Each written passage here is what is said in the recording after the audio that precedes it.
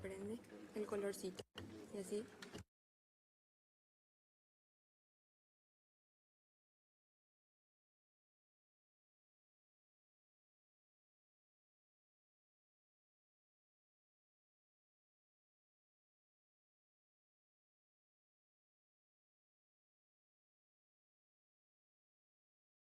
usei.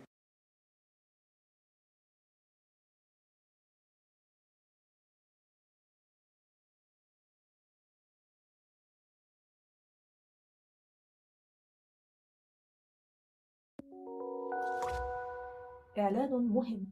重要提示 Important announcement. Message important. Важное объявление. Anuncio importante. يرجى من المتحدثين الكرام إلقاء بياناتهم بسرعة معقولة لضمان ترجمة فورية وافية وعالية الجودة. 为了帮助口译准确完整传递发言信息，请代表发言时语速不要过快。 Speakers are kindly reminded to deliver their statements at a reasonable pace to ensure complete and quality interpretation. Il est rappelé aux orateurs qu'ils doivent présenter leur déclaration à un rythme raisonnable afin de garantir une interprétation complète et de qualité. Напоминаем ораторам, что для того, чтобы устный перевод был полным и качественным, необходимо выступать в умеренном темпе. Se ruega a los oradores que pronuncien sus declaraciones a un ritmo razonable para garantizar una interpretación íntegra y de calidad.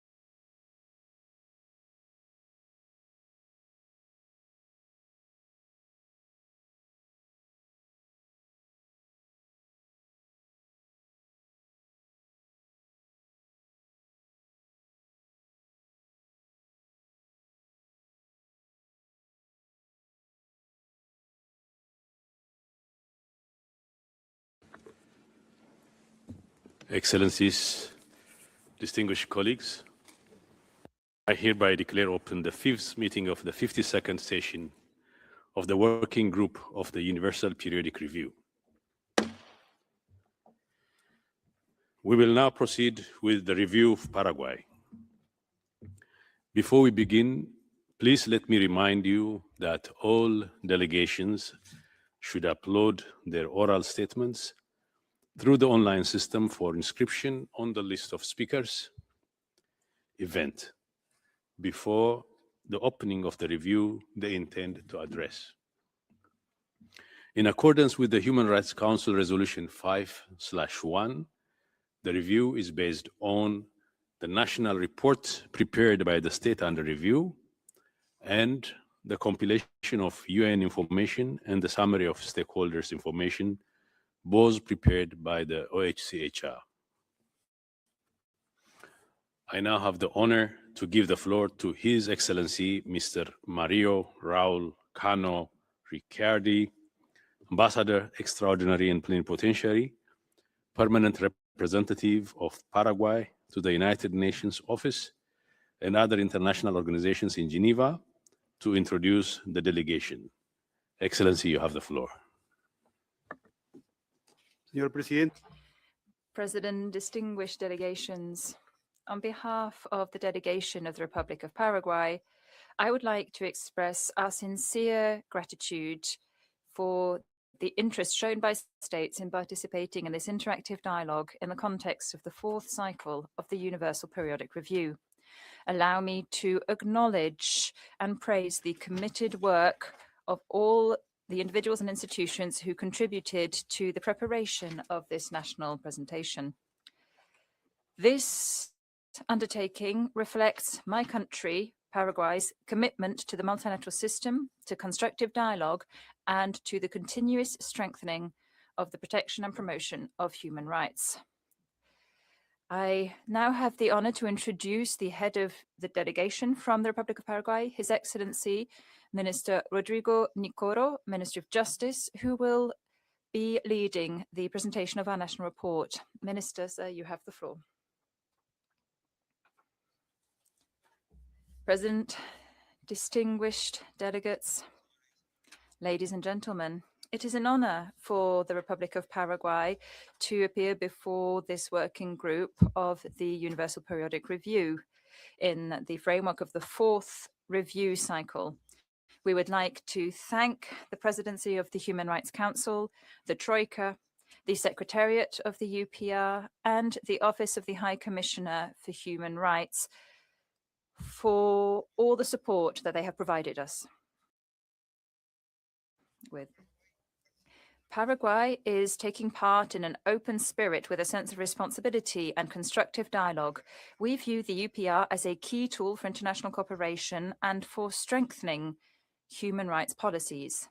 This report will set out progress made since 2021, the year in which we accepted 202 out of 210 recommendations. The report also acknowledges pending challenges and reaffirms our commitment to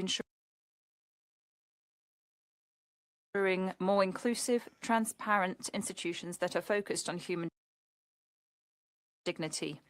The report was prepared in a participatory manner with 66 state institutions through the Simore Plus mechanism, which strengthened the monitoring of recommendations and the incorporation of a human rights-based approach in our public policies, contributing through regional initiatives such as the regional network mechanism and the Simore cooperation with countries in the region. Paraguay has a steadfast commitment to international human rights law. We have ratified most of the universal instruments and are making progress on new accessions, such as to the Convention Against Discrimination in Education and the Convention on the Rights of Older Persons, the monitoring mechanism for which is already being confirmed. Our country complies on a regular basis with its treaty body obligations. We are actively cooperating with international mechanisms, and we have a standing invitation for special procedures. And in 2022, we received a number of visits, and we foresee new visits this year. This bears witness to our constant openness and cooperation. At the multilateral level, Paraguay in 2024 concluded its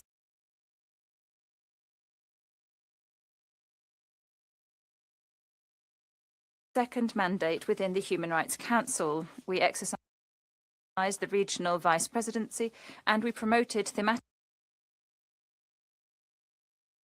initiatives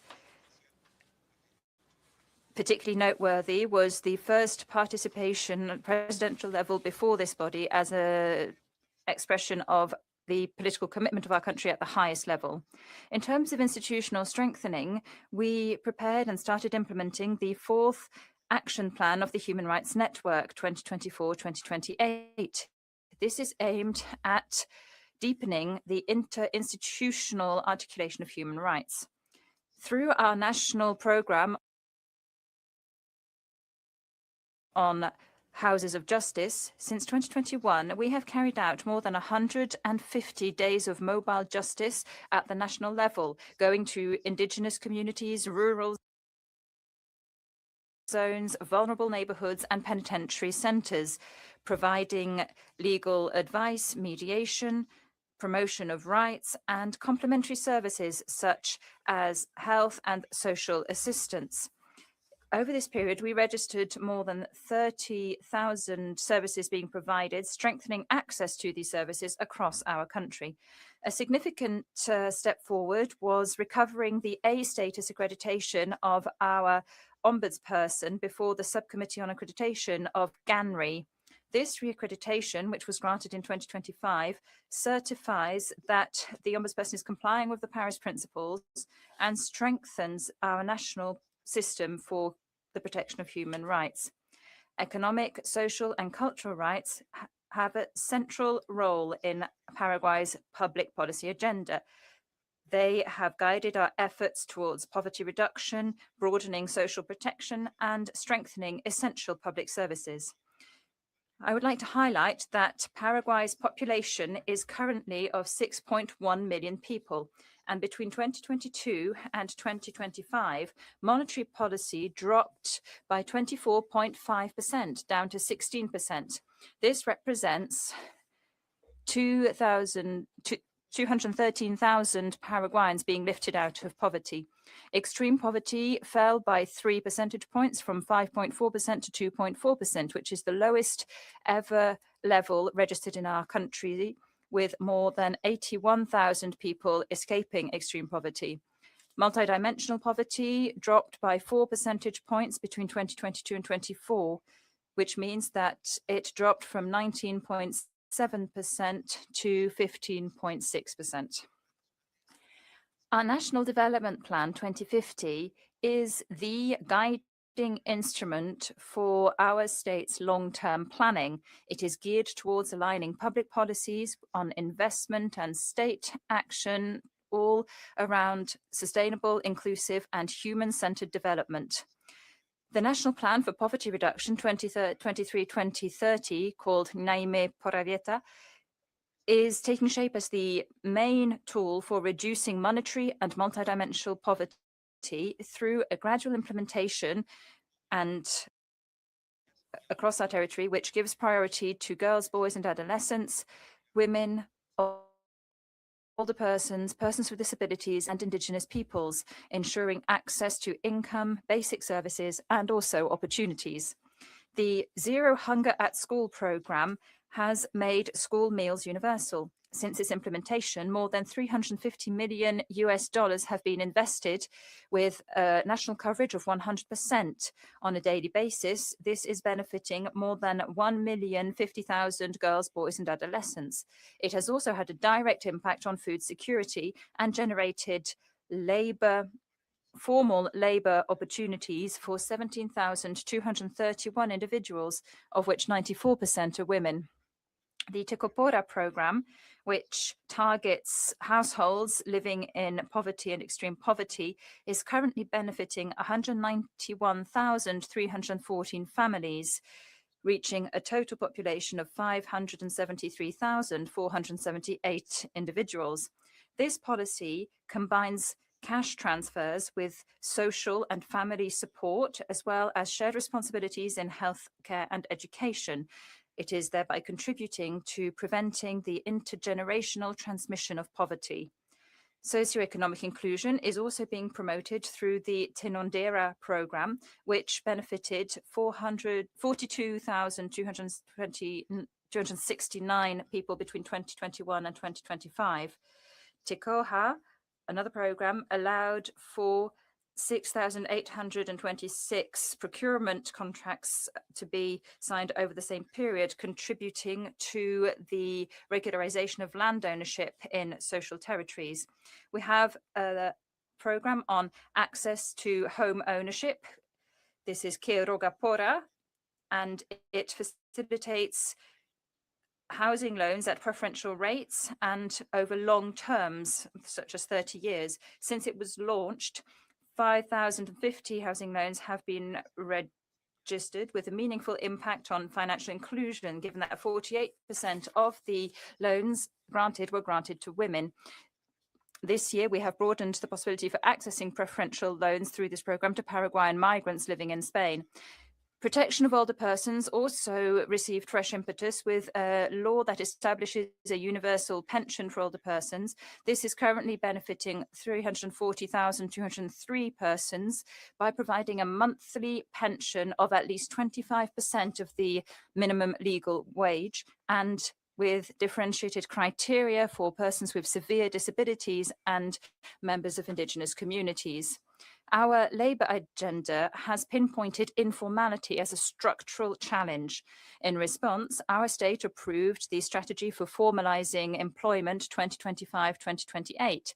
We have set up an interinstitutional commission for its implementation.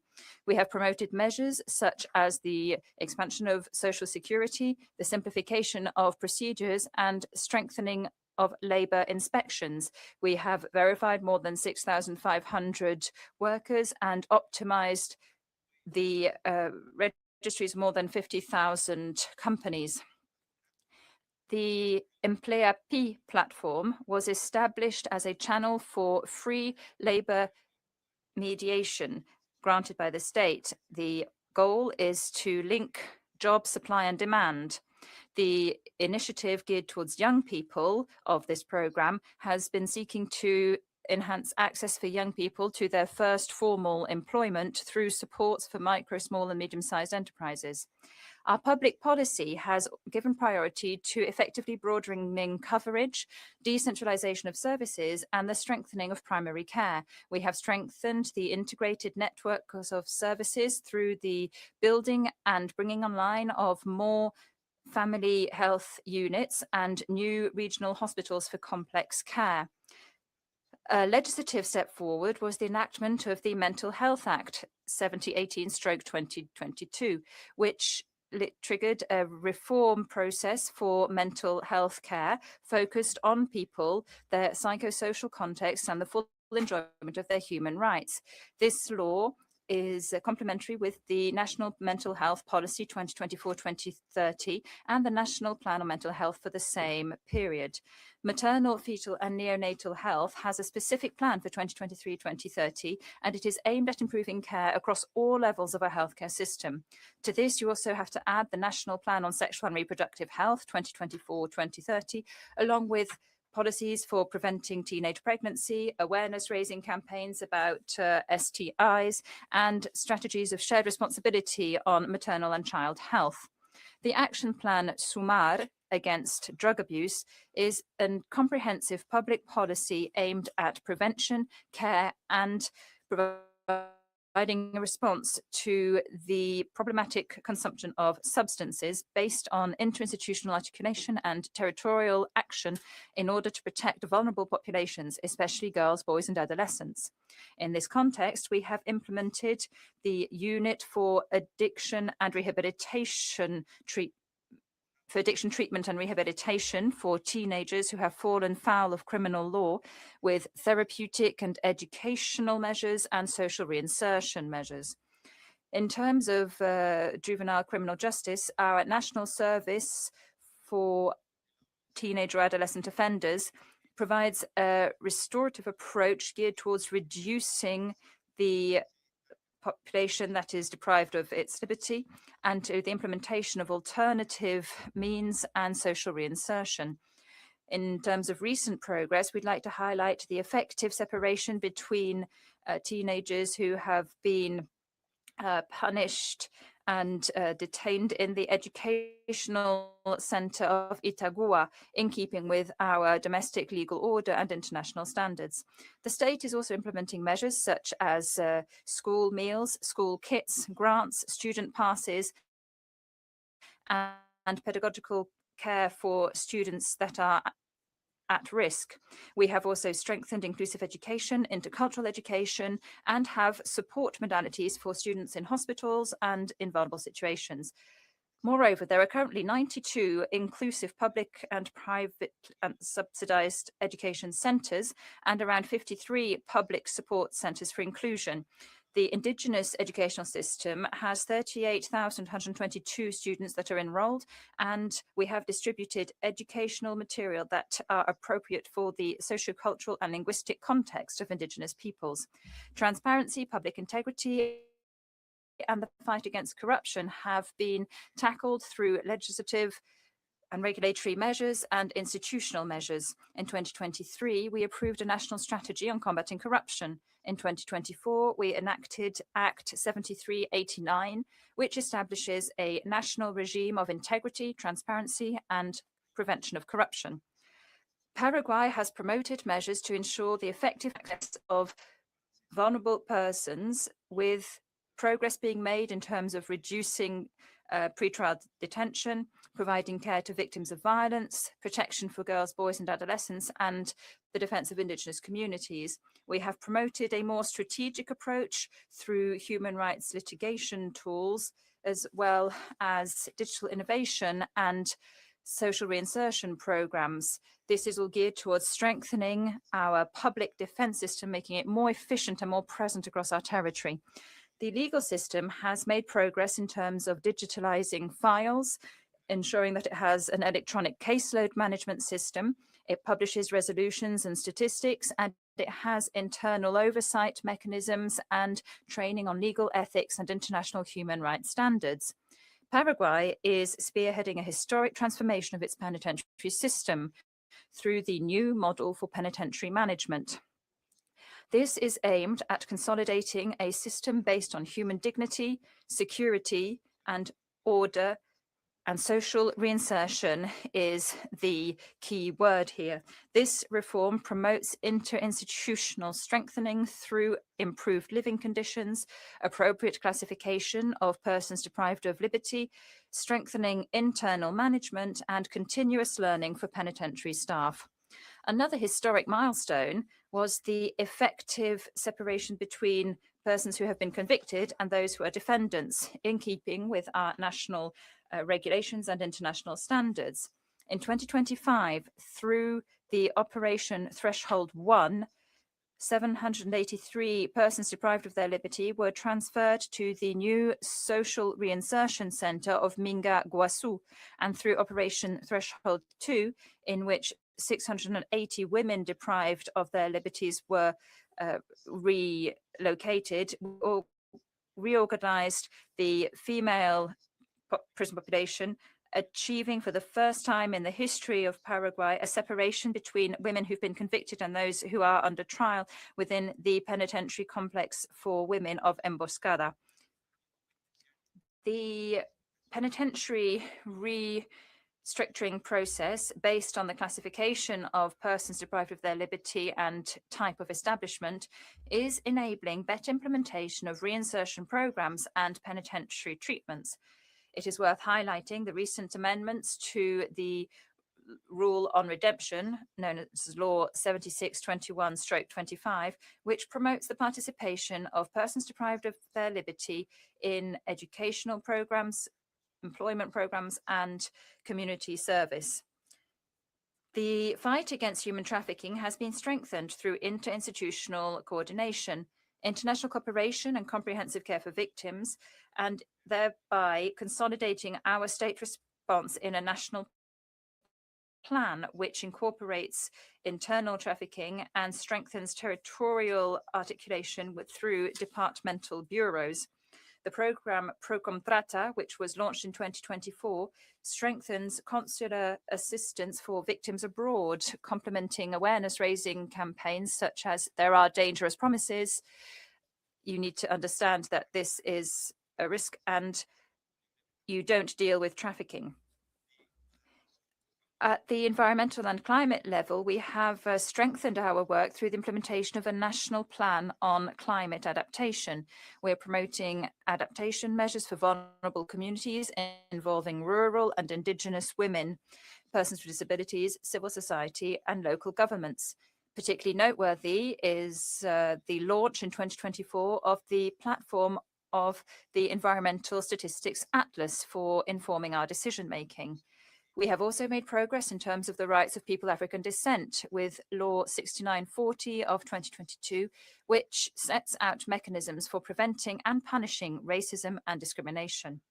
The National Afro-Descendant Commission is the institution tasked with implementing and following up on our public policy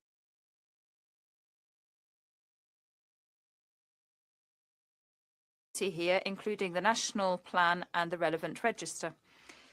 Women's rights have been approached through a regulatory, institutional, and program-based perspective. Female political participation has made significant headway, reaching an average of 22.6% in the legislative in 2022 on average. In order to strengthen democratic participation and women's leadership, we would like to highlight the School for Political Training of Women Leaders. 740 women have graduated from this school, and we have an action plan for the promotion of women's participation in public life and the full exercise of their political rights 2024-2028. Women's economic autonomy has been promoted through access to agricultural development and agricultural reform, credits and training. In 2024, 53% of persons who are producers and who are registered, as well as 45% of those who received technical assistance were women, with 54,196 women trained by 2023, including 497 indigenous women. The Women City Centre and its mobile modality units have provided comprehensive services across our territory. The Mobile Women's City visited 74 districts and provided outreach to 20,000 women and their families with the support of the National Ministry on the Human Rights of Persons with Disabilities, which provided more than 8,747 services. The protection of girls, boys and adolescents is being implemented through comprehensive policies for the prevention of violence and strengthening the family environment. The programme Future Seeds gives priority to early childhood with the building of 100 centres, the hiring of 1,900 staff, and the incorporation of baby centres with investments up until 2028. The PAIVAS programme, which is providing comprehensive and specialised attention to victims of sexual abuse, has led to a roadmap for interinstitutional care for abuse for children and girls and boys and adolescents who have suffered from sexual abuse. It has benefited many people, with more than 200,000 professionals involved. Between 2023 and 2025, a total of 21,062 girls, boys and adolescents took part in prevention workshops. The programme HUG, the main public policy for social protection of children at risk of hazardous child labour, is implemented in 56 districts with 74 care centres. It has benefited 5,500 families and 14,000 girls, boys and adolescents. In 2025, care was provided to 11,647 indigenous girls, boys and adolescents through the Comprehensive Care Programme. Indigenous people are benefiting from the National Plan for Indigenous Peoples 2020-2030 as the guiding framework. Between 2022 and 2025, 637 processes of consultation were undertaken in keeping with the principle of consultation and free, prior and informed consent. The state has adopted measures to strengthen political participation, access to documentation, intercultural education, healthcare, housing, and territorial security. Between 2020 and 2025, 3,115 hectares were acquired for Indigenous communities, and between 2021 and 2025, we built 15,323 housing units for Indigenous communities. The enforcement of rulings by the Inter-American Court of Human Rights relating to Indigenous communities has included measures linked to access to land, paths, water, housing, electricity, and basic services. Persons with disabilities are benefiting from our National Action Plan 2015-2030, under which we have strengthened the National Commission on the Rights of Persons with Disabilities, which every quarter reviews our public policies with the participation of the state and civil society. We have broadened our regional centres for providing rehabilitation services, technical aids, and certification of disability, along with a digitalization of this process and rules on accessibility, as well as legal rights, inclusive tourism, and accessible voting. The first Atlas on Disability is integrating information from 6 public institutions, highlighting gaps and strengthening evidence-based decision-making. A key landmark was the entry into force of Law 7371 of 2025, which included a new paradigm in our legal order regarding legal capacity for persons with disability. Inspired by a human rights-based approach and in keeping with the Convention on the Rights of Persons with Disabilities, we have gone from a substitution-based decision-making program to a support-based decision-making program. Distinguished delegates, in addition to the progress that I have just set out, Paraguay is fully aware that relevant challenges remain. Among those challenges are the sustained reduction of structural inequalities, consolidating institutional capacities, formalization of employment, continuously improving public services, the effective protection of groups in situations of vulnerability, and strengthening information systems and assessment of public policies and their regulatory frameworks. Our state would like to reaffirm its commitment to implementing public policies that are based on evidence with a human rights-based approach, as well as a territorial dimension, interinstitutional coordination, and international cooperation. Paraguay would like to emphasize that the Universal Periodic Review is like an opportunity to strengthen democracy and public policies. We would like to reiterate our readiness to engage in constructive dialogue and to ensure the responsible implementation of recommendations in keeping with our national priorities. Thank you very much. Gracias, señor ministro. Thank you very much, Minister. President, with that, we conclude our initial statement and we give you back the floor. Thank you. Thank you. I thank His Excellency for this statement. We shall now begin our interactive dialogue. Before giving the floor to delegations for their questions and comments, I would like to remind you that the speaking time will be 1 minute and 20 seconds for all. I wish to reiterate that issues of a political, bilateral, and territorial nature should be kept out of our deliberations. Moreover, United Nations terminology should be used when referring to states and territories. Please be reminded that only the use of the words recommend or recommendation will ensure that the relevant parts of your statements are included in the recommendations section of the working group report.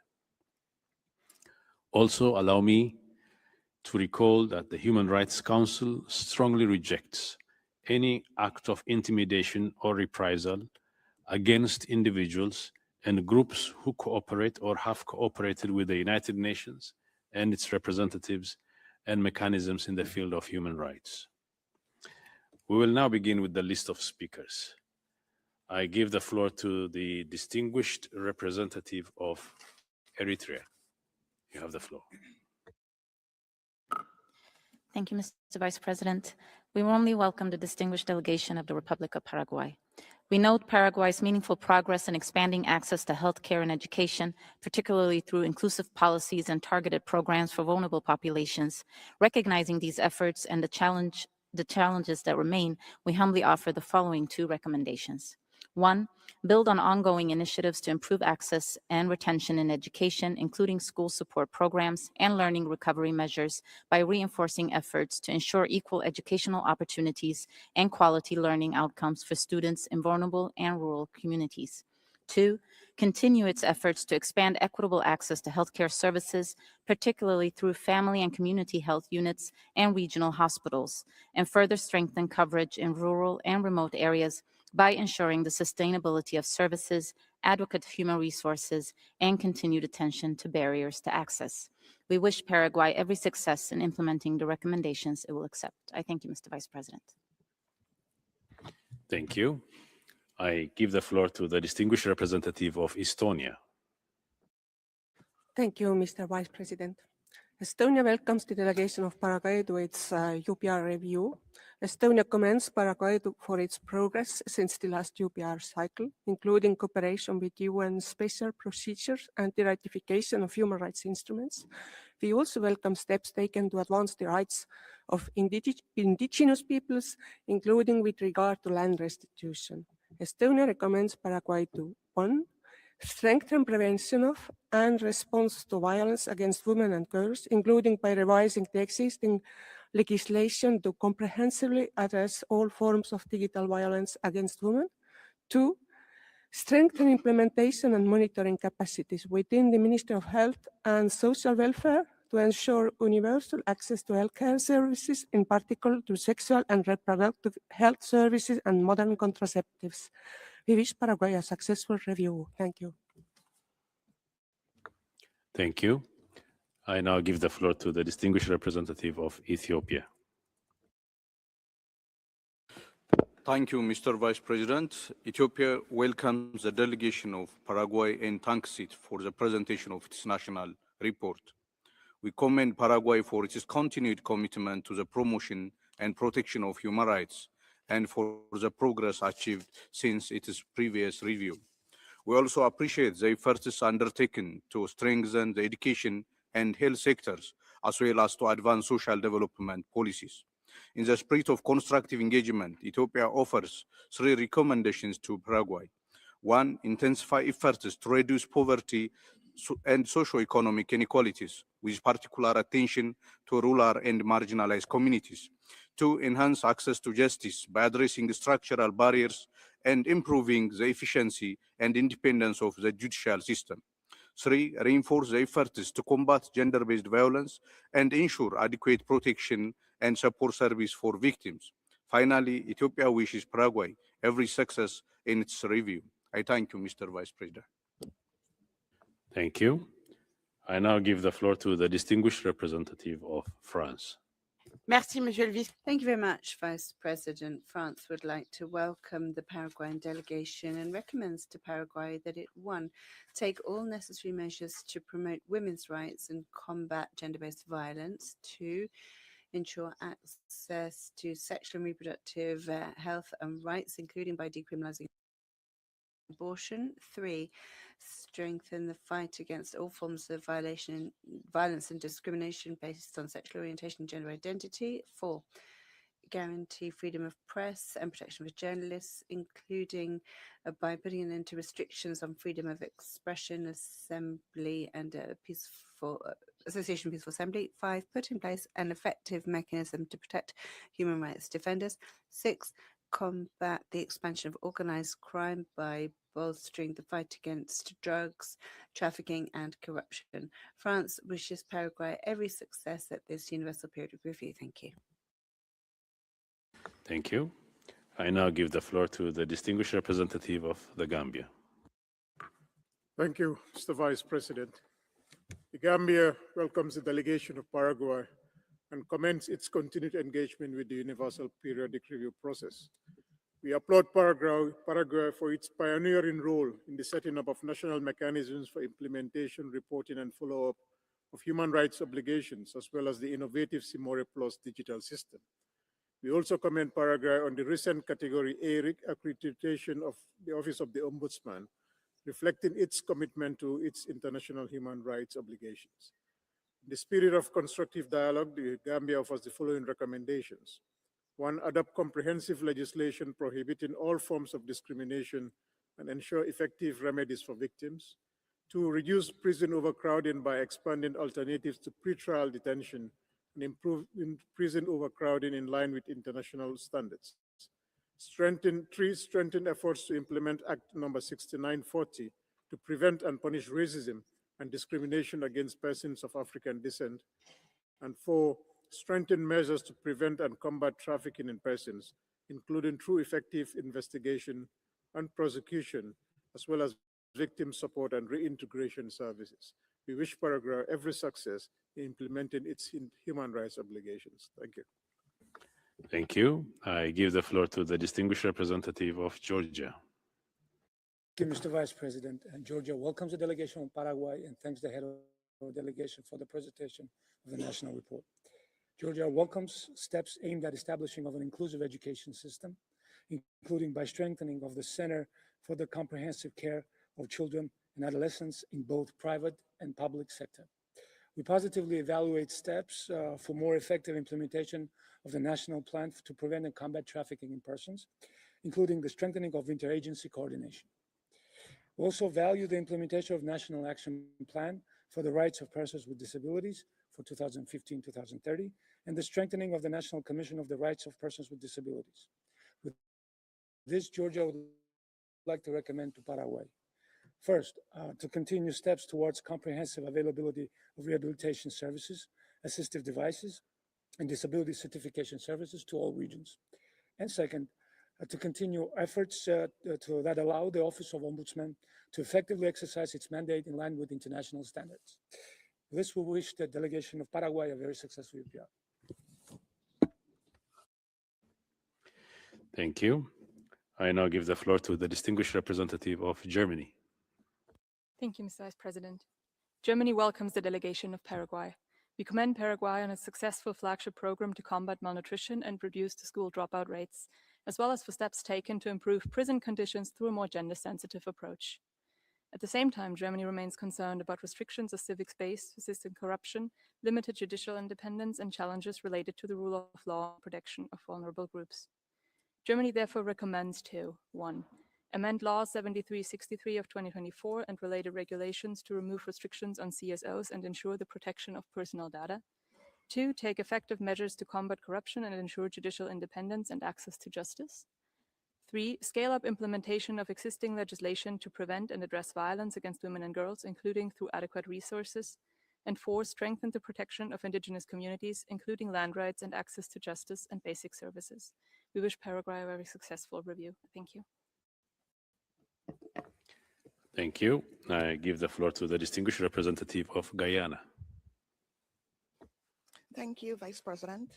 Guyana joins others in welcoming the Honorable Rodrigo Nicorda, Minister of Justice, and his distinguished delegation to Geneva. We extend our appreciation for your comprehensive report. Guyana commends the government of Paraguay on its ratification of the Convention Against Discrimination in Education.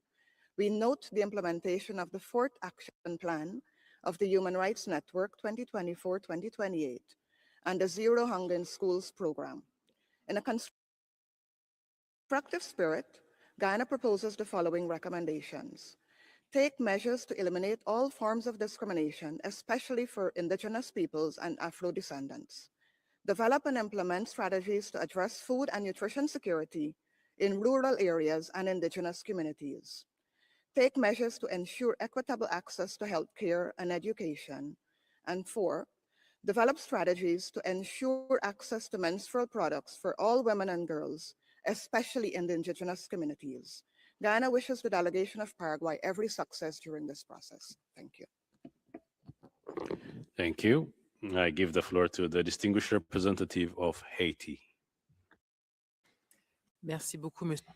Thank you very much indeed, President. My delegation would like to welcome the delegation of Paraguay to this 4th UPR cycle. And we hailed the progress achieved, particularly ratification of various international human rights instruments, accession to the Inter-American Convention on the Protection of the Rights of Older Persons, as well as the creation of a National Council for People of African Descent. In a constructive spirit, my delegation recommends to Paraguay that it ratify the optional protocol to the International Covenant on Economic, Social and Cultural Rights, as well as that strengthening the fight against discrimination against women, people of African descent, indigenous peoples, and people with disabilities. My delegation wishes the Republic of Paraguay every success in this review. Thank you. Thank you. I now give the floor to the distinguished representative of Iceland. Señor Vicepresidente. Vice President, Iceland welcomes the delegation of Paraguay and thanks them for the national report. In the spirit of constructive dialogue, Iceland recommends the following: that Paraguay 1, strengthen relevant legal frameworks to prevent and respond to gender-based violence, including femicide. 2, protect and promote health and sexual and reproductive rights, ensuring universal access to services and information on this topic. 3, raise the minimum age of marriage to 18 without any exceptions. 4, decriminalize abortion in all circumstances and remove legal, administrative and practical barriers which hinder access to safe abortion services. 5, guarantee access to comprehensive sexual education within and outside of schools. 6, adopt a comprehensive national law against discrimination, prohibiting all forms of discrimination, including that based on sexual orientation, gender, identity and expression, and sexual characteristics. 7, guarantee legal recognition for same-sex couples. We wish Paraguay every success in this UPR.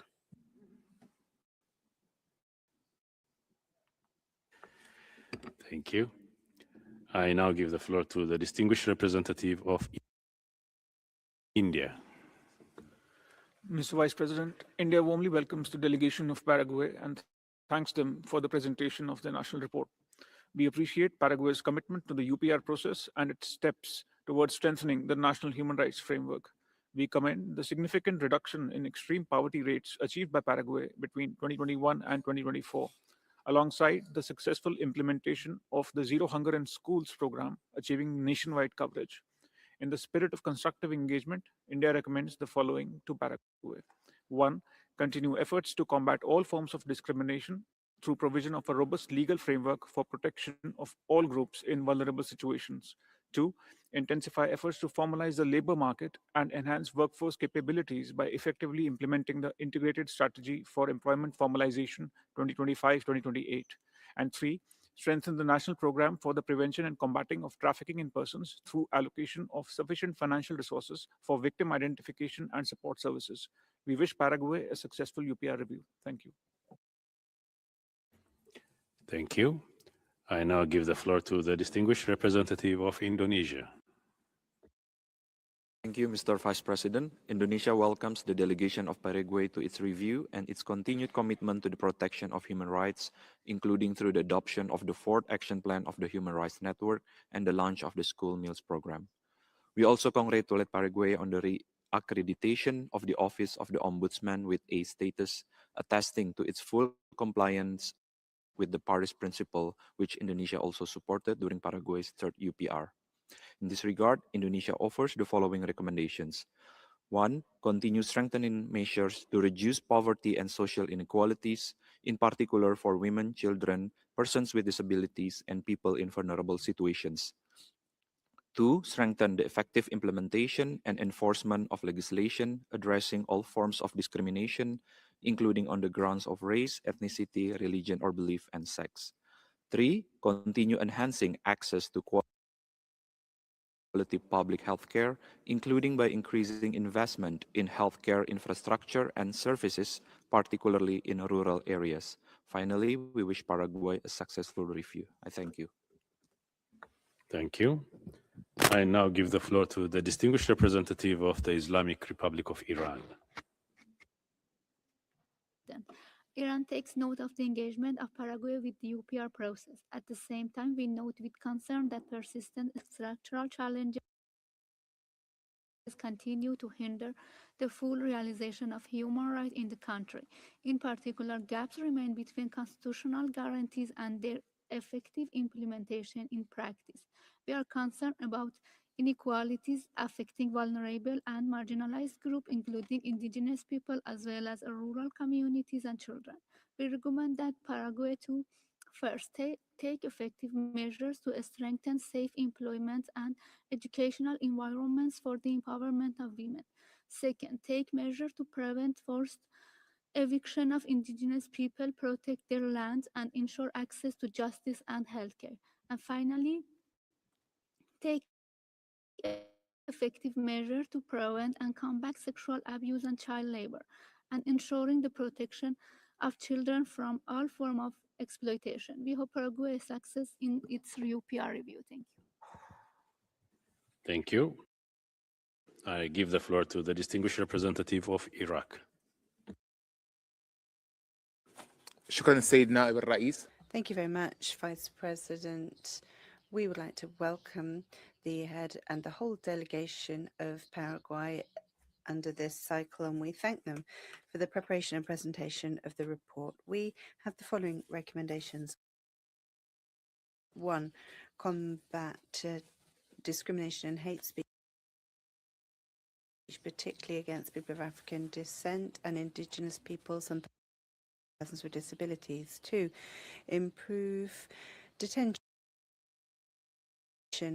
conditions and situations by putting an end to torture against children, in particular in police stations and prisons. 3.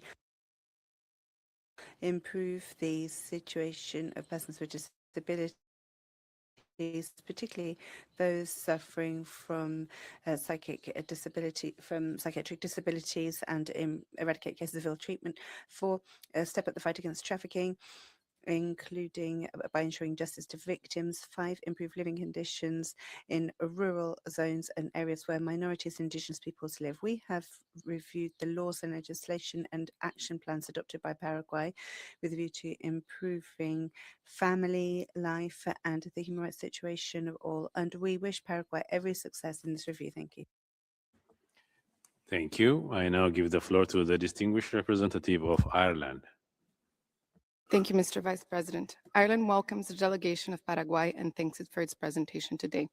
Ireland recognizes Paraguay's efforts to advance human rights domestically and commends progress made since the last UPR cycle. We also welcome the reaccreditation of the Office of the Ombudsman with Category A status by the Subcommittee on Accreditation of the Global Alliance of National Human Rights Institutions. Ireland regrets that attacks, reprisals, and assaults against human rights defenders, particularly defenders of sexual and reproductive rights, continue, and that the law for the protection of journalists and human rights defenders has not yet been adopted. Ireland further regrets the prohibition by the Ministry of Education and Science on disseminating age-appropriate information on sexual and reproductive health in educational institutions, noting the high number of adolescents' pregnancy. Ireland recommends that Paraguay, 1. enacts as a matter of priority the law of the protection of journalists and human rights defenders in order to establish a robust and independent protection mechanism, and 2, adopts a comprehensive sexual and reproductive health policy for adolescents, ensuring that sexual and reproductive health and gender-related education is mandatory with school curriculums. We wish Paraguay every success in the UPR cycle. Thank you. Thank you. I now give the floor to the distinguished representative of Italy. Thank you, Mr. Vice President. Italy thanks the distinguished delegation of Paraguay and welcomes its effort to combat corruption, a major barrier to the full enjoyment and protection of human rights. Italy offers the following 3 recommendations. 1, continue efforts to eliminate child labor and trafficking by adopting regulatory instruments and policies to eliminate the practice of criadazgo. 2, ensure the prompt and transparent investigation and prosecution of those responsible for attacks, reprisals, and other abuses against journalists and human rights defenders, including through adequate national legislation. 3, make further advancements in the implementation of indigenous peoples' rights, including the right to political participation and land rights. Italy wishes Paraguay a successful review, and I thank you. Thank you. I now give the floor to the distinguished representative of Japan. Thank you, Mr. Vice President. Japan welcomes the delegation of the Republic of Paraguay and appreciates its continued engagement with the human rights mechanism. Japan notes the inclusion of the aim of advancing human rights and strengthening the judicial system in Paraguay's National Development Plan to 2050. We further note Paraguay's ongoing effort to implement its National Human Rights Plan and to promote social protection and poverty reduction. In a spirit of constructive dialogue, Japan recommends Paraguay, 1, strengthen the administration of justice to ensure access to justice for all, including by improving the transparency and timeliness of judicial proceedings, and 2, further enhance access to basic services such as adequate housing, water, and sanitation for the person in vulnerable situation, including person with disability. We wish Paraguay every success in its review. Thank you. Thank you. I now give the floor to the distinguished representative of Jordan. Mr. Vice President, the delegation of the Hashemite Kingdom of Jordan welcomes the delegation of Paraguay and thanks it for the submission of its national report under the cycle of the UPR. We commend the efforts exerted by Paraguay to promote and protect human rights, especially the efforts stated in the report to enhance the institutional framework, including the National Human Rights Plan, as well as enhancing cooperation with international mechanisms and the progress achieved in combating poverty and the umbrella of social protection, in addition to the efforts in the field of health education and the empowerment of women. In a spirit of constructive dialogue, we recommend to enhance efforts for full integration of persons with disabilities into the society and to enhance access to educational, health, and rehabilitation services and universal access to public services. In conclusion, my delegation wishes Paraguay all success in the pursuit of its efforts for the promotion and protection of human rights. Thank you, Mr. Vice President. Thank you. I now give the floor to the distinguished representative of Lebanon. Merci, Monsieur le Vice-président. Thank you, Vice President. Lebanon welcomes the delegation of Paraguay and thanks it for the efforts undertaken to address challenges linked to healthcare quality, in particular in rural communities. In a spirit of constructive dialogue, Lebanon would make the following recommendations to Paraguay. 1, improve detention conditions, reduce prison overpopulation, and ensure that allegations of torture or ill treatment, in particular regarding children, are properly investigated, that the perpetrators are held to account, and that victims, particularly children, receive the support, particularly psychosocial support that is necessary. 2, ensure that all people, in particular marginalized groups, have effective access to judicial mechanisms and address inequalities and discrimination which continue to hinder access to justice for certain communities. 3, include specific provisions in the criminal code to criminalize human trafficking and ensure that all forms of trafficking are rigorously investigated and punished, and that sufficient resources are allocated for support of victims. In conclusion, Lebanon wishes Paraguay with success in this UPR. And I thank you very much, Mr. Vice President. Thank you. I give the floor to the distinguished representative of Malaysia. Thank you, Mr. Vice President. Malaysia thanks Paraguay for the presentation of its national report. We commend Paraguay for undertaking numerous initiatives to promote and protect human rights since the last UPR cycle. In the spirit of constructive engagement, Malaysia recommends the following.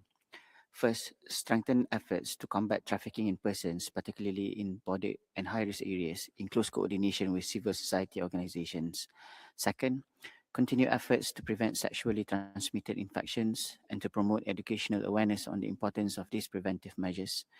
And third, strengthen the capacity of the National Institute of Indigenous Affairs and interagency coordination to ensure better access to quality education and adequate healthcare, while enhancing legal and policy framework to better protect the indigenous people's rights. We wish Paraguay a successful review. Thank you. Thank you. I now give the floor to the distinguished representative of the Maldives. Thank you, Mr. Vice President. The Maldives warmly welcomes the high-level delegation from Paraguay to this fourth cycle review and thanks the delegation for their presentation today. The Maldives commends Paraguay for ratifying the majority of universal human rights instruments, reflecting its continued commitment to engaging with international mechanisms. The Maldives further applauds Paraguay's effort in implementing a social protection system aimed at fostering inclusion and social cohesion, with particular attention to indigenous peoples, young children, women, persons with disabilities, and those living in poverty, thereby ensuring access to fundamental rights such as education, healthcare, and employment. In a constructive spirit, the Maldives makes the following recommendations. 1. Strengthen measures to eradicate child poverty and ensure every child's right to an adequate standard of living, including access to safe housing, clean water, and sanitation. 2. Intensify efforts to increase school enrollment, particularly at the pre-primary and secondary levels, while continuing to promote and ensure gender equality in education. We wish Paraguay a successful review. I thank you, Mr. Vice President. Thank you. I now give the floor to the distinguished representative of the Marshall Islands. Thank you, Mr. Vice President. The Republic of the Marshall Islands welcomes the delegation of Paraguay and thanks them for the presentation of the report. We welcome Paraguay's efforts to tackle the effects of climate change. And in particular, we are encouraged by the implementation of its 2022 National Climate Change Adaptation Plan and the mainstreaming of climate change adaptation in sustainable development plans at the municipal and departmental level. In the spirit of constructive dialogue, we recommend the following. 1. Ensure the meaningful participation of indigenous people and other local stakeholders in environmental and disaster risk reduction decision-making processes. 2. Continue investing in education with a particular emphasis on expanding access to quality education for children in rural areas and indigenous children. 3. Intensify efforts to develop a comprehensive policy for the protection of journalists and human rights defenders to effectively prevent and investigate attacks against them. And 4. Strengthen efforts to enforce the prohibition of torture and investigate all allegations. We wish the delegation every success during its fourth UPR cycle. Kumoltada, and I thank you. Thank you. I now give the floor to the distinguished representative of Mauritius via video. Thank you, Chair. Mauritius extends a very warm welcome to the delegation of Paraguay for this fourth cycle of the UPR. We acknowledge the active participation of Paraguay in the UPR process, and we welcome the adoption of the fourth action plan of the Human Rights Network, which aim at coordinating and strengthening mechanisms to defend, protect, and promote human rights. In a constructive spirit, we recommend that Paraguay adopts appropriate laws to give effect to its obligations under international human rights law and takes measures to guarantee the independence and impartiality of the judiciary by improving the transparency of judicial proceedings and accountability. We wish Paraguay a successful review. Thank you. I give the floor to the distinguished representative of Mexico. Gracias, señor. Thank you, Vice President. We welcome the delegation of Paraguay and we thank them for their report. We hail Paraguay's human rights efforts, in particular ratification of the Inter-American Convention on the Protection of the Rights of Older Persons. Constructively and respectfully, Mexico recommends the following. 1. Adopt a comprehensive law against discrimination, prohibiting all forms thereof, including on ethnic origin, gender identity, and sexual orientation. 2. Expand the national plan to eradicate violence against children, including measures to prevent sexual abuse through comprehensive sex education and the criminalization of all forms of sexual violence against boys, girls, and adolescents. 3. Repeal Law 7363/24 or amend it to adjust it in line with the principles of necessity and proportionality in order to guarantee freedom of assembly in line with the with international human rights law. We wish Paraguay every success in this review cycle. Thank you. Thank you. I now give the floor to the distinguished Representative of Mongolia. Mr. Vice President, Mongolia welcomes the delegation of Paraguay to this cycle of UPR and wishes them a successful review. We positively note Paraguay's efforts to strengthen its national implementation architecture to monitor and coordinate follow-up to UPR recommendations. We also commend the adoption of the fourth action plan of the Human Rights Network, which seeks to embed human rights considerations across public administration. In the spirit of constructive dialogue, we would like to recommend the following. 1, to strengthen specialized services for victims of violence, including shelters, legal aid, and psychosocial support, particularly in rural areas. And 2, to strengthen measures to combat child labor and child exploitation, particularly in rural and informal sectors. Thank you. Thank you. I now give the floor to the distinguished representative of Montenegro. Montenegro welcomes the delegation of Paraguay and its constructive engagement with the UPR mechanism. We welcome the country's continued commitment to promotion and protection of human rights and freedoms and progress achieved, in particular obtaining of the status A of the National Human Rights Institution in accordance with the Paris Principles, adoption of the National Strategy for the Prevention and Eradication of Child Labor, and progress in poverty reduction. We noted a set of measures undertaken to improve the conditions for equal participation of women in political and public life, combating gender-based violence, intersecting discrimination, and child labor. Still, structural challenges persist. We call on the government to improve law enforcement, preventive and victim-oriented social services and trainings. Montenegro recommends the following: to enact a comprehensive law explicitly prohibiting all forms of discrimination, including on the grounds of social origin, ethnicity, disability, sex, gender identity, and sexual orientation; to simplify the birth registration procedure in order to ensure registration and the issuance of birth certificates for all children born in Paraguay. We wish Paraguay a successful UPR, and I thank you. Thank you. I now give the floor to the distinguished representative of Morocco.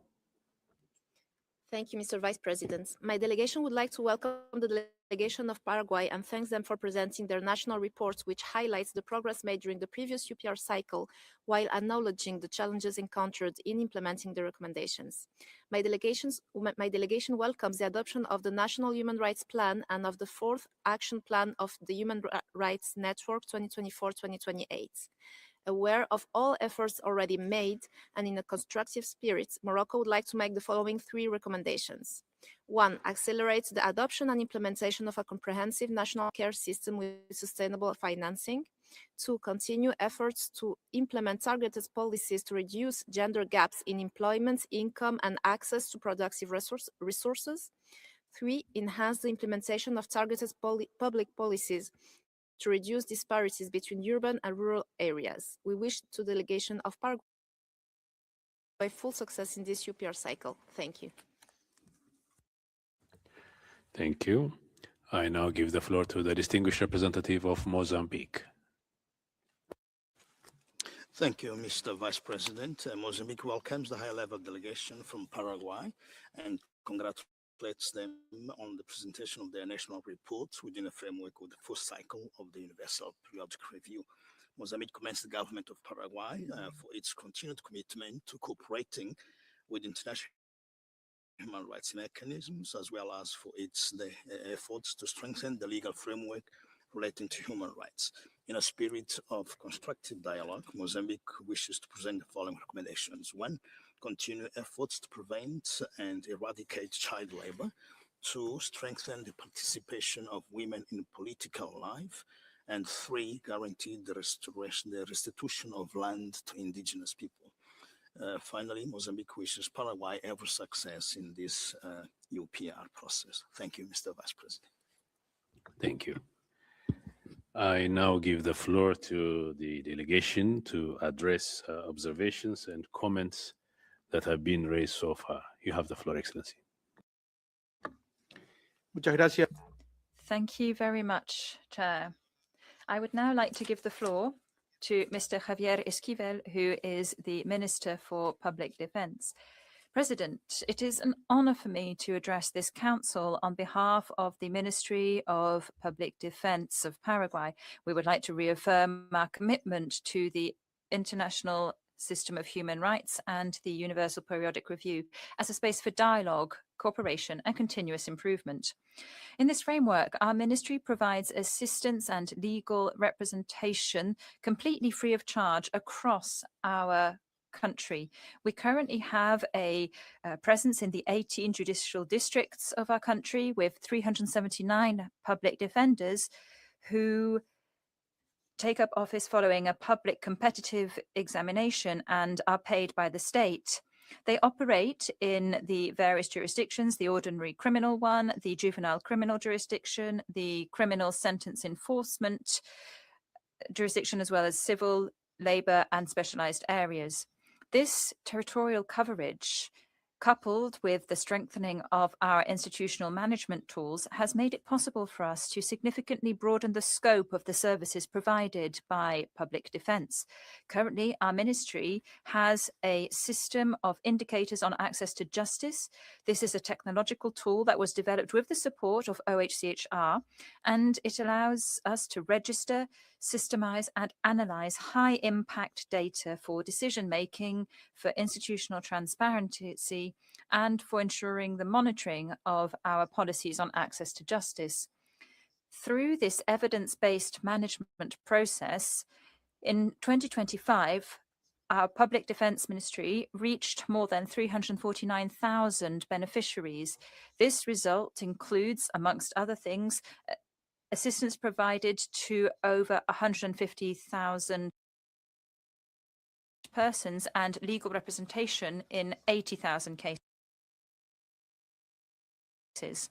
We'd like to highlight girls, boys and adolescents, women who are victims of violence, persons deprived of their liberty, indigenous peoples, older persons, persons with disabilities, LGBTIQ+ persons, migrants, and other groups that have historically been excluded. All of these groups benefited from our services. The protection of women victims of violence is a strategic priority for us, in step with international standards and the principle of enhanced due diligence. Services provided to women now exceed 5,200 cases, with more than 2,500 direct judicial interventions, reflecting an improved capacity for institutional response. This progress has been accompanied by greater specialization of our services.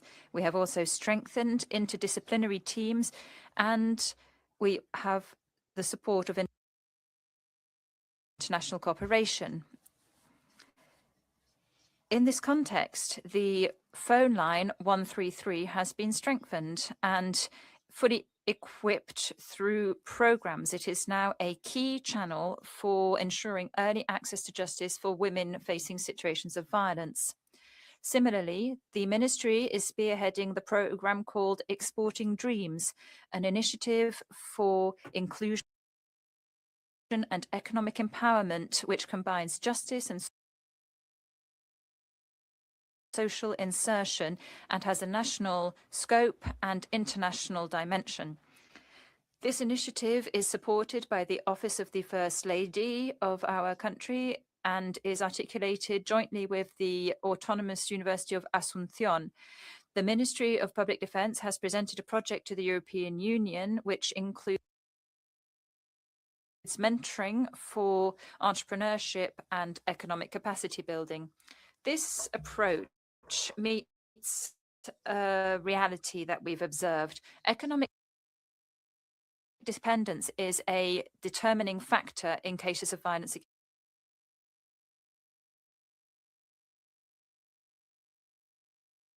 against women. That's why these initiatives are directly contributing to strengthening autonomy and preventing economic violence. The High Technical Institute of the Public Defense Ministry promotes comprehensive training for its staff, training that is based on human rights standards and geared towards ensuring quality services for users of the justice system. The institute is driving standardization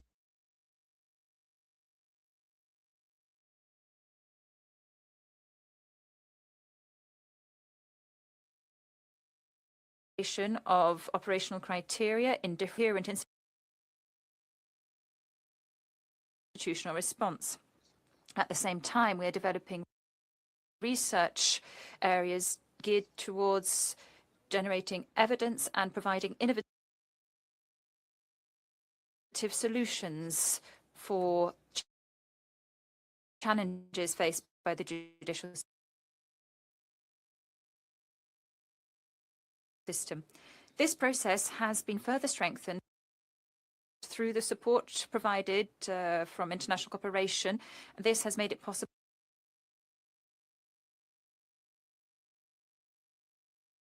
to develop specialized training events in countries such as Spain, South Korea, and India in areas such as gender-based violence, the protection of girls, boys, and adolescents, and social auditing for institutional management. I'd like to highlight that the Ministry has strongly supported mediation and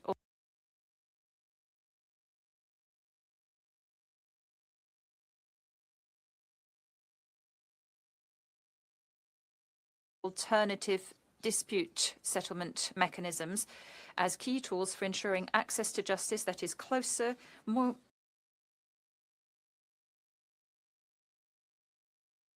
effective and quicker. We have registered more than 18,000 entries in mediation services in 2025 with a high rate of case resolution. This has contributed to reducing litigation and unclogging the judicial system. Paraguay is developing a national plan on access to justice. This began in 2024 through a participatory process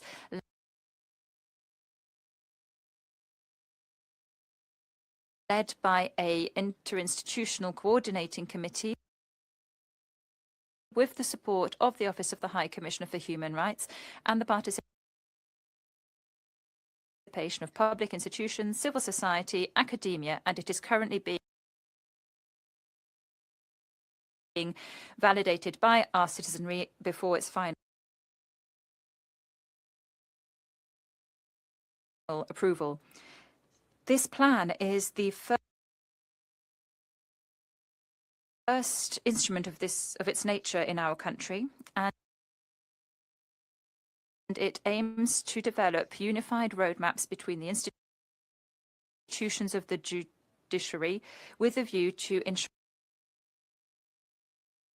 more effective, equitative, and community-based access. President, despite the progress achieved, strengthening access to justice requires constant efforts to consolidate institutional capacities. Although our public defense does have a coverage across our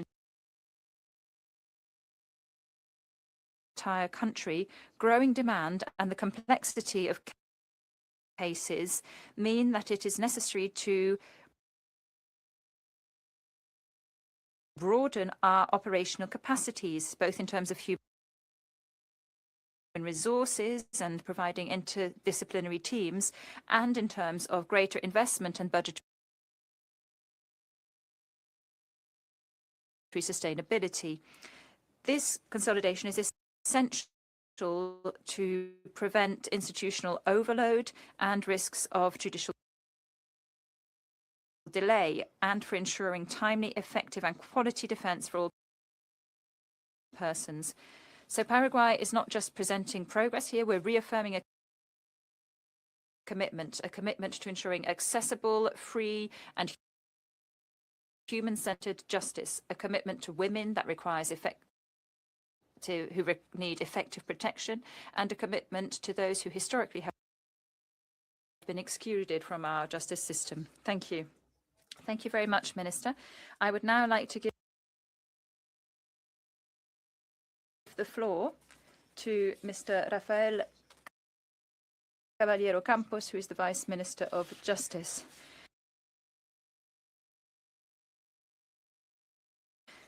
President, distinguished delegates, the Ministry for Justice is driving a structural transformation of the penitentiary system.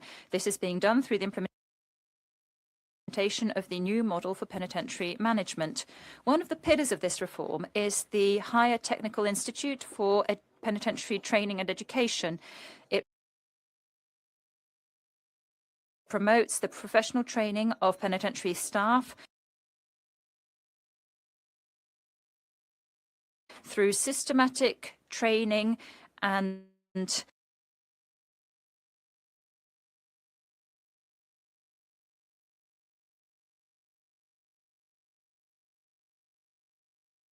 learning processes, reaching a total of 5,924 participants in training events. These measures are structured around two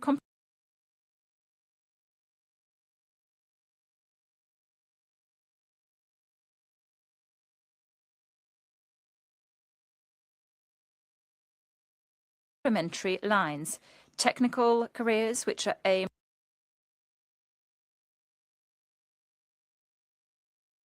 at ensuring the specialized training of penitentiary staff with a focus on professional skills that are specific to modern-day penitentiary management, and then ongoing training aimed at the penitentiary and administrative staff, and this is on human rights, prevention of corruption and torture. It includes national and international standards that are applicable to the penitentiary system. In this framework, we'd like to highlight the development of capacities through the system for the monitoring of international recommendations with the support of the UN office in Paraguay. This is aimed at monitoring implementation of international human rights recommendations and observations from the treaty bodies, and it has enabled us to train more than 150 penitentiary staff and educators. We are implementing specific measures to address human rights abuses and to foster institutional integrity. These include specialized training, the application of prison inspection protocols, surprise visits to penitentiary centers and educational centers for adolescents who have fallen foul of criminal law, and the introduction of a technical monitoring bureau for recommendations made to the national prevention mechanism against torture. We have adopted measures to protect groups that are in a vulnerable situation. Through Resolution 835/2025, the Serafina Davalos Penitentiary Center was designated as the exclusive establishment for pregnant women, women with children, or serious illnesses. At the same time, we have developed comprehensive programs for girls and boys living with their mothers deprived of their liberty, ensuring maternal and child health care, vaccination, early childhood education, early stimulation, and specialized support through spaces such as the internal center, The Color of Hope. In the framework of the Human Rights Network of the Executive and in keeping with our action plans, we have developed interinstitutional initiatives with international bodies and regional mechanisms, promoting training processes on human rights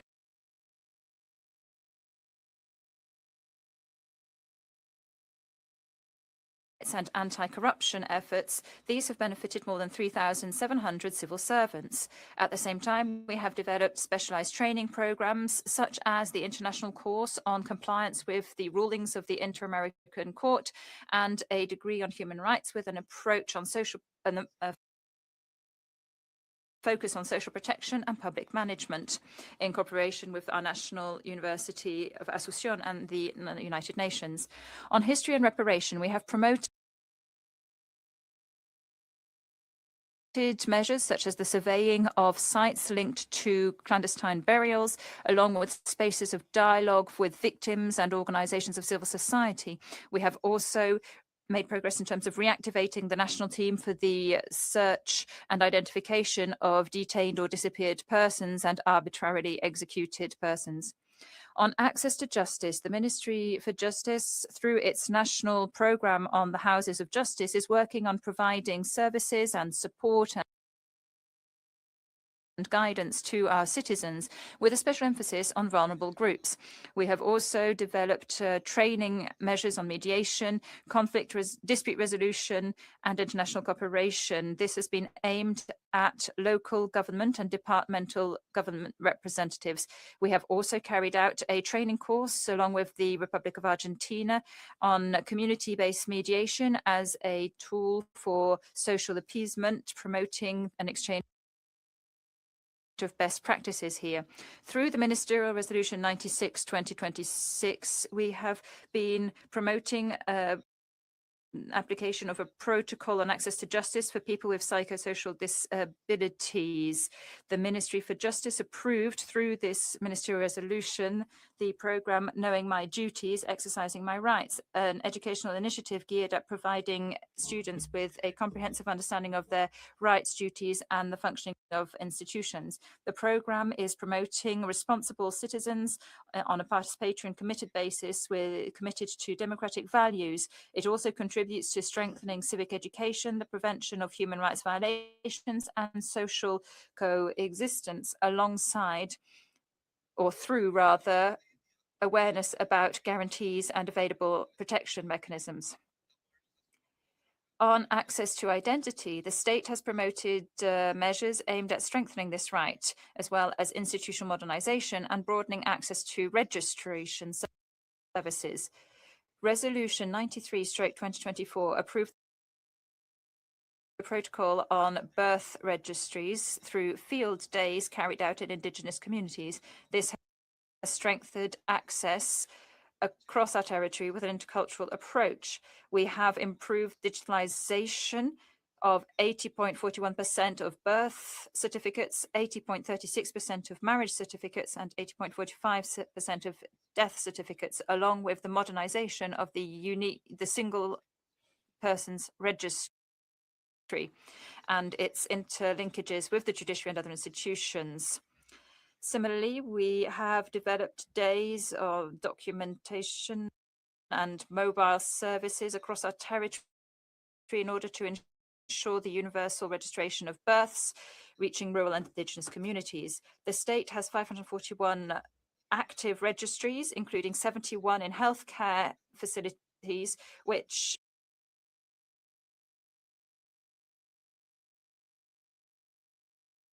allow for the immediate registry of births. These measures are coupled with specific policies aimed at persons deprived of liberty, older persons, persons with disabilities, and people in street situations. We have programs such as the one called Reborn Legal and School with an Identity, which are contributing to regularizing people's identity documents and ensuring effective access to identity across our country. Paraguay reaffirms its commitment to continuing promoting and protecting human rights, strengthening international cooperation with a view to ensuring the exercise of human rights for all. I'd now like to give the floor to Madame Belén Mora, Director General for Human Rights. Distinguished President, the state is taking measures to promote greater institutional efficiency and promote human rights. We would like to highlight independence and judicial impartiality, as well as publication of institutional decisions and traceability of processes, modernization of management, and reduction of backlog. We have deepened training processes, implementation of management tools, and strengthening of delivery of justice based on merit, efficiency, and non-discrimination. In terms of truth, memory, and justice, we are continuing investigations and proceedings linked to serious human rights violations that were committed during the dictatorship. The conviction of former police chief Eusebio Torres Romero, who was guilty of serious crimes of torture during the dictatorship, is a major precedent in the fight against impunity. Despite the complexity inherent in these cases, stemming from the time that has elapsed and the difficulties surrounding evidence and proof, our state reaffirms its commitment to punishing crimes that have no statute of limitations and continuing judicial actions and preserving documentary archives and contributing to establishing the facts as well as reparation and guarantees of non-repetition. On terms of public order and citizen safety, we have strengthened regulatory framework, protocols and training for law enforcement officers, which are fully in keeping with principles of legality, proportionality, necessity and international human rights standards.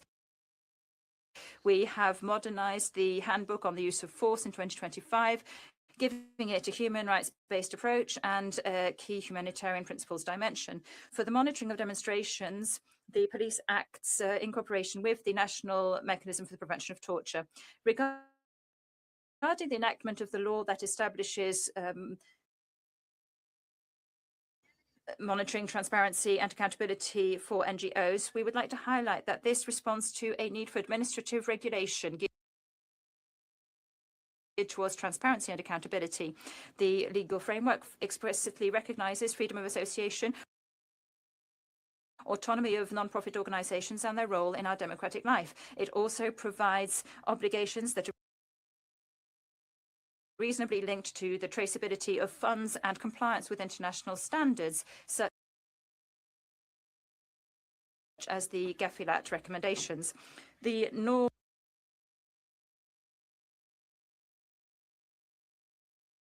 does not provide a prior authorization mechanism, but rather a public registry that is free and accessible, and it does not establish conditions linked to their legal existence. It does not impose restrictions on international financing, but demands transparency criteria, and it provides sanctions of an administrative, gradual and proportional nature without foreseeing any extreme measures such as automatic dissolution or the seizure of goods or the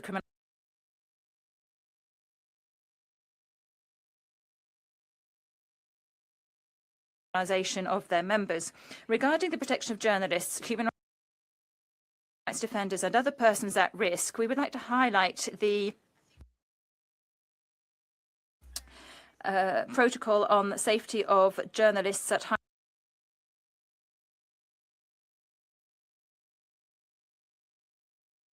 risk, as well as legislative initiatives on the protection of journalists and actions aimed at protecting freedom of expression, access to information and safety of journalists, as well as the institutional work that is being done through the Bureau on Journalist Safety, where representatives of the trade union are and also governmental representatives. Our country is committed to immediately responding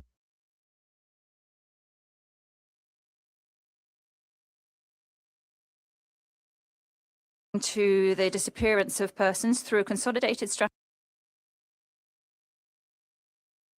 combining technology and interinstitutional cooperation. We have established a national system for the search and localization of disappeared persons and the National Commission for the search of disappeared persons. This instrument implements search mechanisms for disappeared persons, ensuring that it is operational, and there is a specialized system for the first time of alert or early warning for seeking children, girls and boys and adolescents who've been disappeared. The normative achievement of this effort is further complemented by the law that established the National Registry of Disappeared Persons and the alert or early warning system. At the environmental level, we have developed relevant actions for the protection of the environment, in particular through the handling and safe disposal of hazardous chemical substances that were seized during concluded criminal investigations. These measures are contributing to environmental protection and and fighting against criminal structures.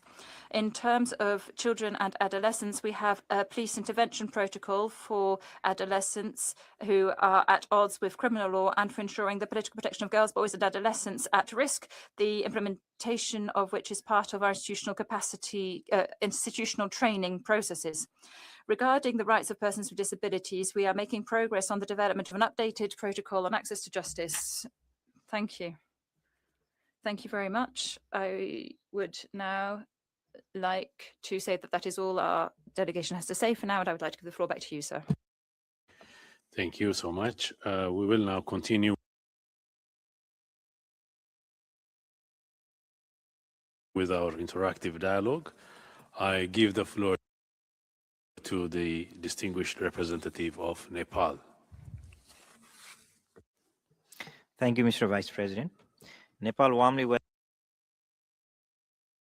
welcomes the delegation of Paraguay to the 4th cycle of UPR and thanks them for presenting the national report.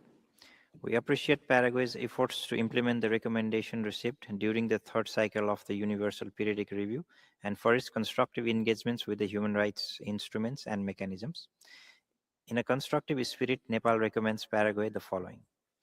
1. Redouble its efforts to enhance access to quality education for all, particularly for girls, persons with disabilities, and rural children.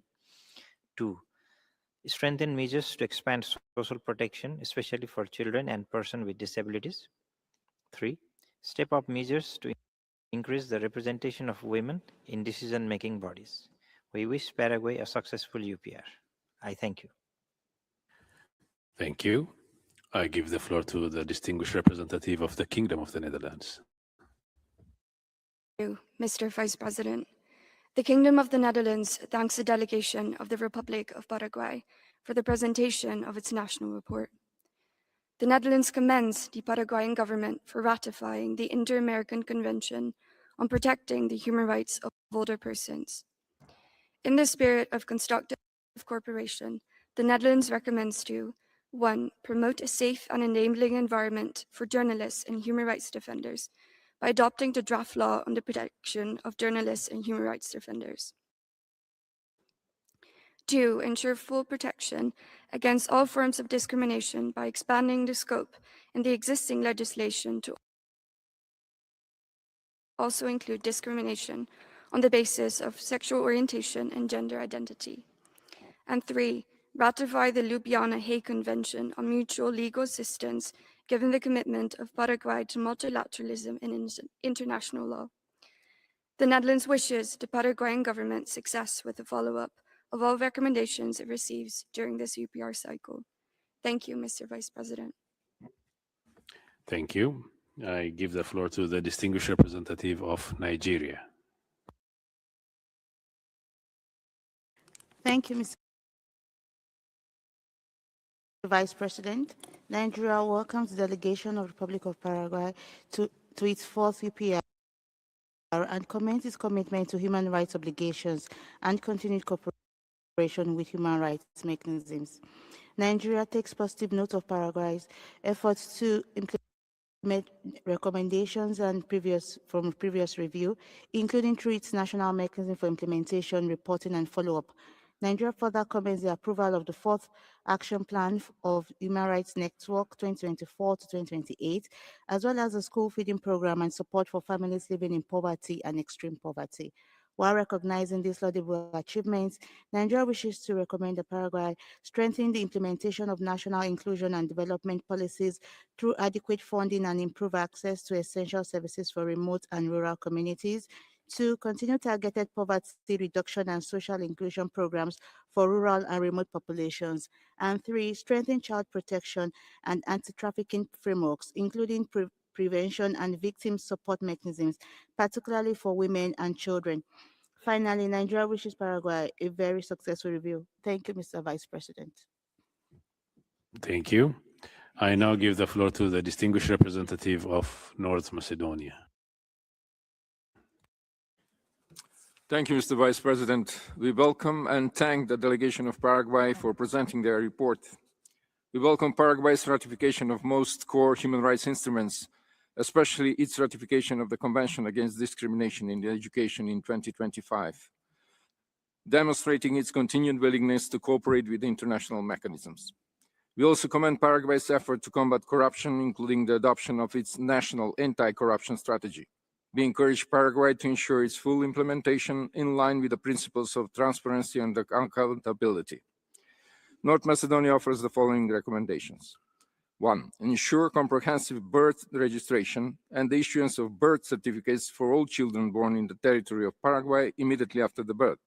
2nd, ensure universal access to free, equitable, and quality primary and secondary education for all children, and strengthen programs to reduce school dropout rates.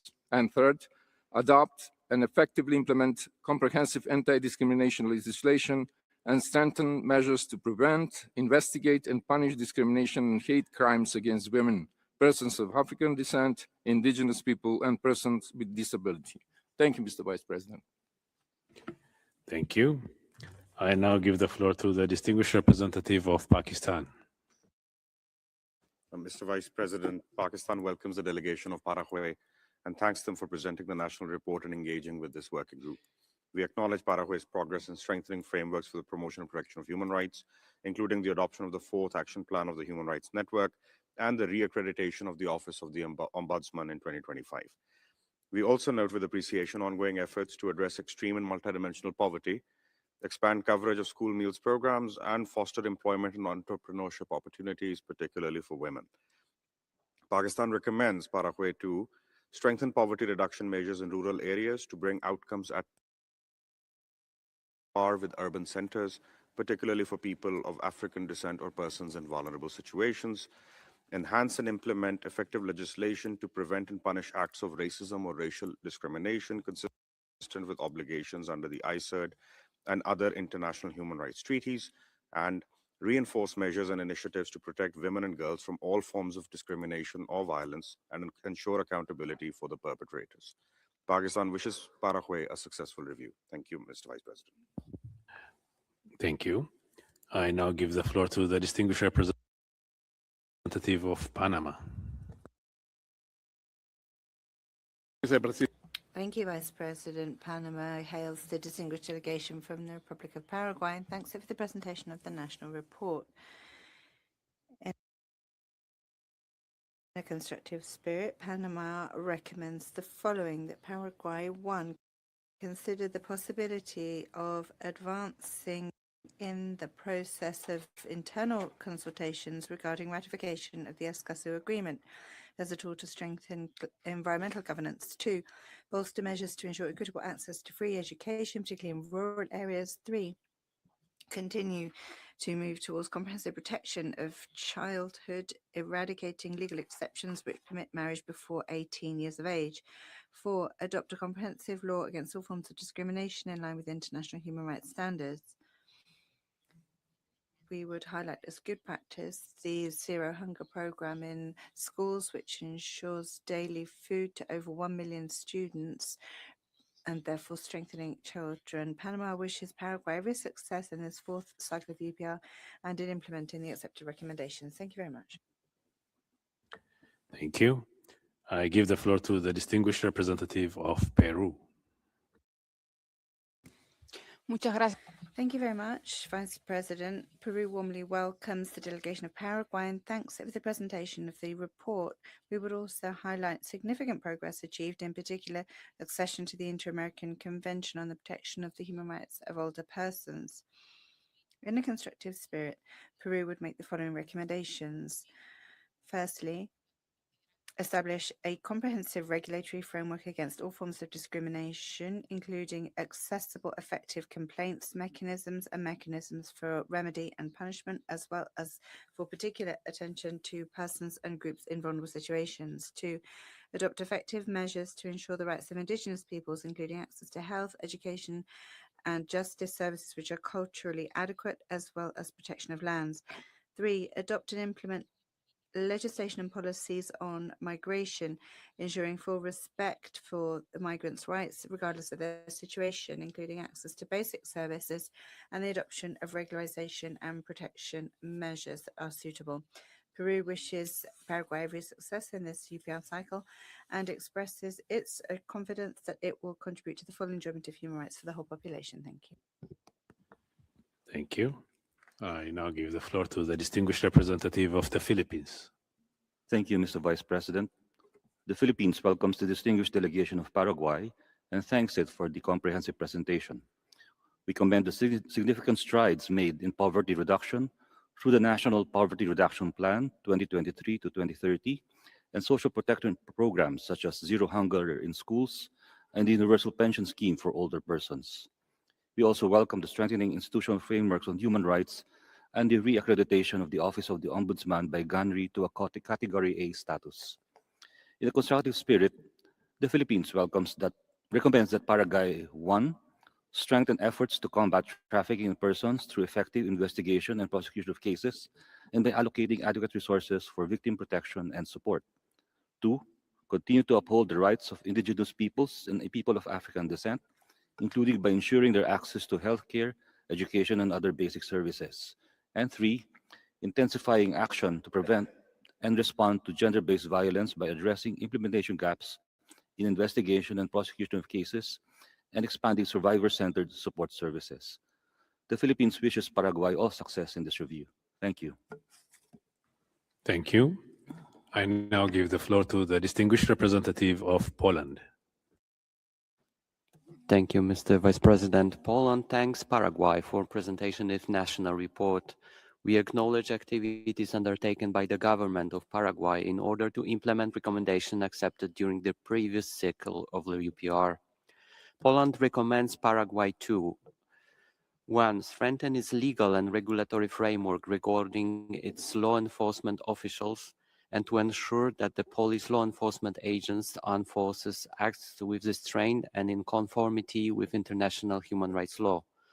2. Redouble its efforts to effectively protect human rights defenders and to create safe environment for their work.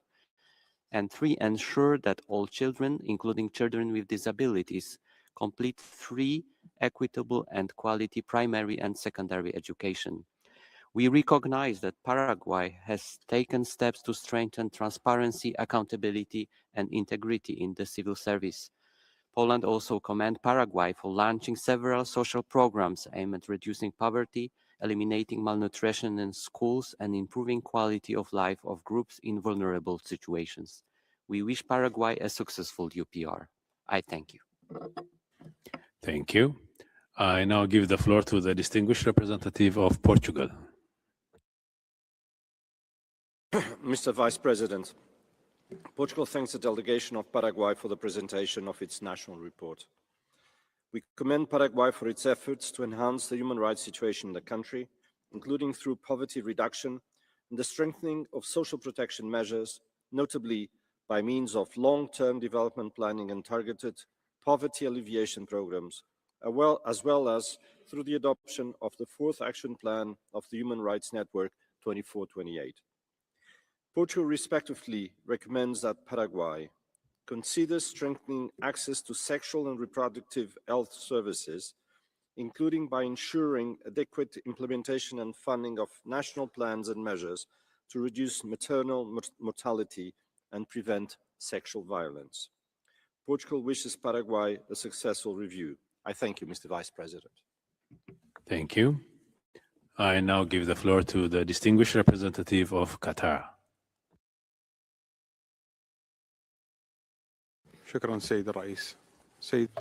Thank you, Vice President. We welcome the delegation of Paraguay and we thank them for the instructive presentation of their national report.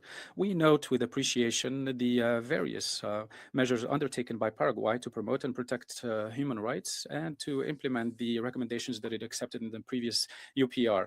And in support of these efforts, we'd like to submit the following recommendations. First, amend the criminal code to penalize trafficking in persons, as well as to effectively investigate all acts of trafficking in persons, bring in perpetrators to prosecution, and allocating sufficient resources for the provision of assistance to victims. Second, redouble efforts to ensure that all children, especially children with disabilities, have access to quality education, including in rural and remote areas. Third, adopt the law establishing the Ministry of the Family and take the necessary measures to support families to enable them to play their various roles in society.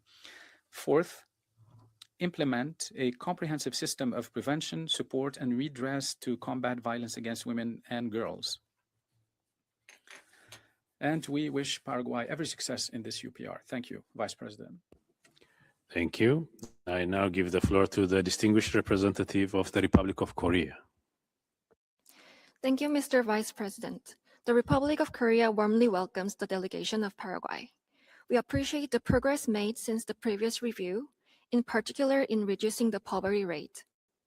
We also welcome Paraguay's efforts to strengthen transparency and combat corruption, including through the establishment of the National System for Integrity, Transparency, and Prevention of Corruption. In the spirit of constructive engagement, my delegation recommends the following. 1. Take further measures to prevent and combat violence against women and girls, including femicide, by implementing a comprehensive system of prevention, support, and redress. 2. Continue efforts to improve access to quality health care, particularly in rural areas and for indigenous peoples. 3. Strengthen efforts to protect children with a particular focus on child disappearances and ensure prompt, effective, and impartial investigation and follow-up of cases. We wish Paraguay a successful review. I thank you. Thank you. I now give the floor to the distinguished representative of Romania. President, Romania welcomes the delegation of Paraguay and wishes it a successful outcome of this review. We appreciate Paraguay's engagement with the UPR process and the continued cooperation with human rights mechanisms, as well as the progress made in strengthening the human rights of the child, the respect and protection of economic, social, and cultural rights, and the judicial reform. We commend Paraguay for providing 1 year of free and compulsory pre-primary education and 12 years of free and compulsory basic and secondary education.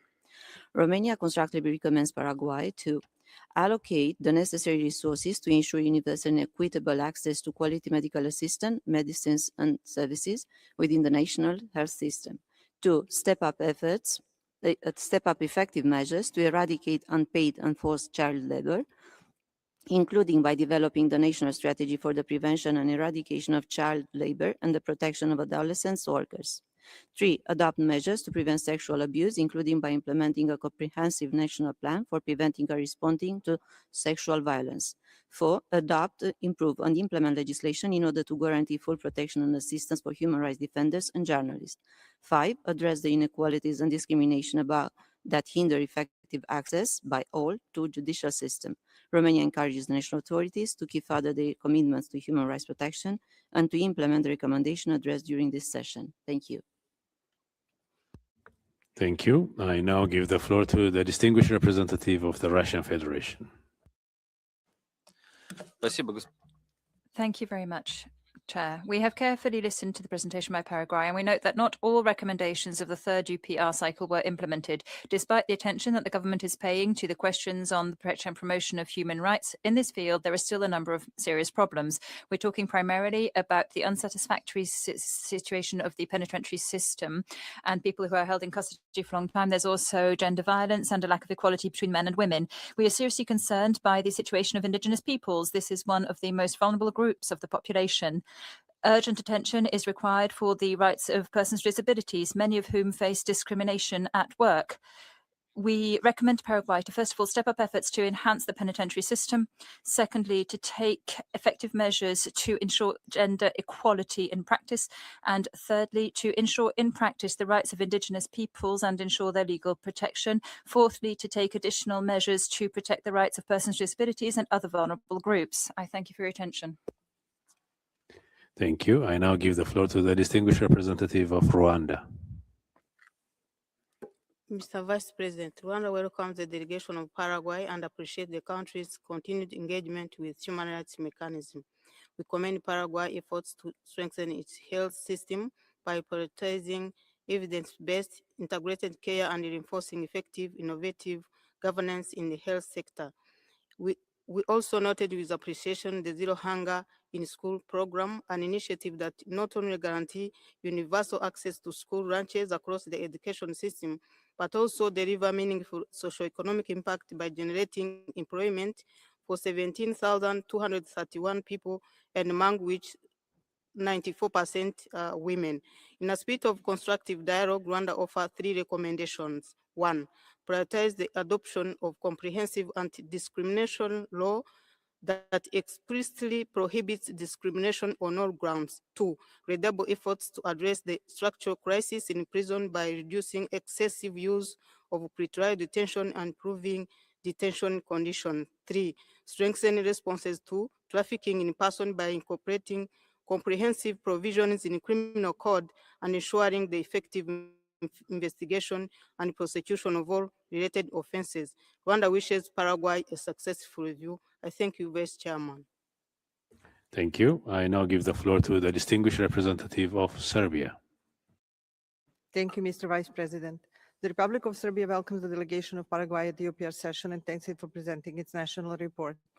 Serbia commends Paraguay's dedication to the UPR process as well as the advancements in legislative framework and the development of policy measures during the past cycle. We welcome measures taken in the fields of education and poverty reduction. We encourage continued efforts to develop and advance the national strategy for the prevention of forced labor and the national strategy for the prevention of and eradication of child labor and the protection of adolescent workers. Serbia offers to Paraguay the following recommendations. First, continue to advance measures to eliminate all forms of discrimination, particularly in rural areas and among marginalized communities. And second, we recommend the establishment and implementation of a comprehensive system for prevention, support, and redress to effectively combat violence against women, girls, and adolescents. Serbia wishes Paraguay a very successful review. I thank you. Thank you. I now give the floor to the distinguished representative of Sierra Leone. Vice President, Sierra Leone welcomes the distinguished delegation of Paraguay, led by Minister of Justice, H.E. Mr. Rodriguez Nicola. In spirit of constructive dialogue and in light of Paraguay's transformative educational impact, we offer the following recommendations. 1. Strengthen efforts to increase enrollment rates, particularly at the pre-primary and secondary levels, and continue to promote gender equality in education. 2. Consider sharing best practices for providing free education and effective funding models to support the equitable and sustainable implementation of compulsory education. And 3. Strengthen quality and inclusivity of the free compulsory pre-primary, primary, and secondary educational systems. We commend Paraguay for providing 1 year of free compulsory pre-primary education, as well as 12 years of free compulsory basic and secondary education. This demonstrates the country's strong commitments to ensuring equitable access to quality education for all. Sierra Leone wishes Paraguay every success at this review, and I thank you, Vice President. Thank you. I now give the floor to the distinguished representative of Slovakia. Mr. Vice President, Slovakia welcomes the delegation of Paraguay and its national report.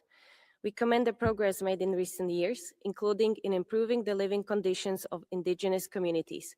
We appreciate governmental and institutional actions in this area, such as the National Plan for Indigenous Peoples and the progress in infrastructure and housing initiatives.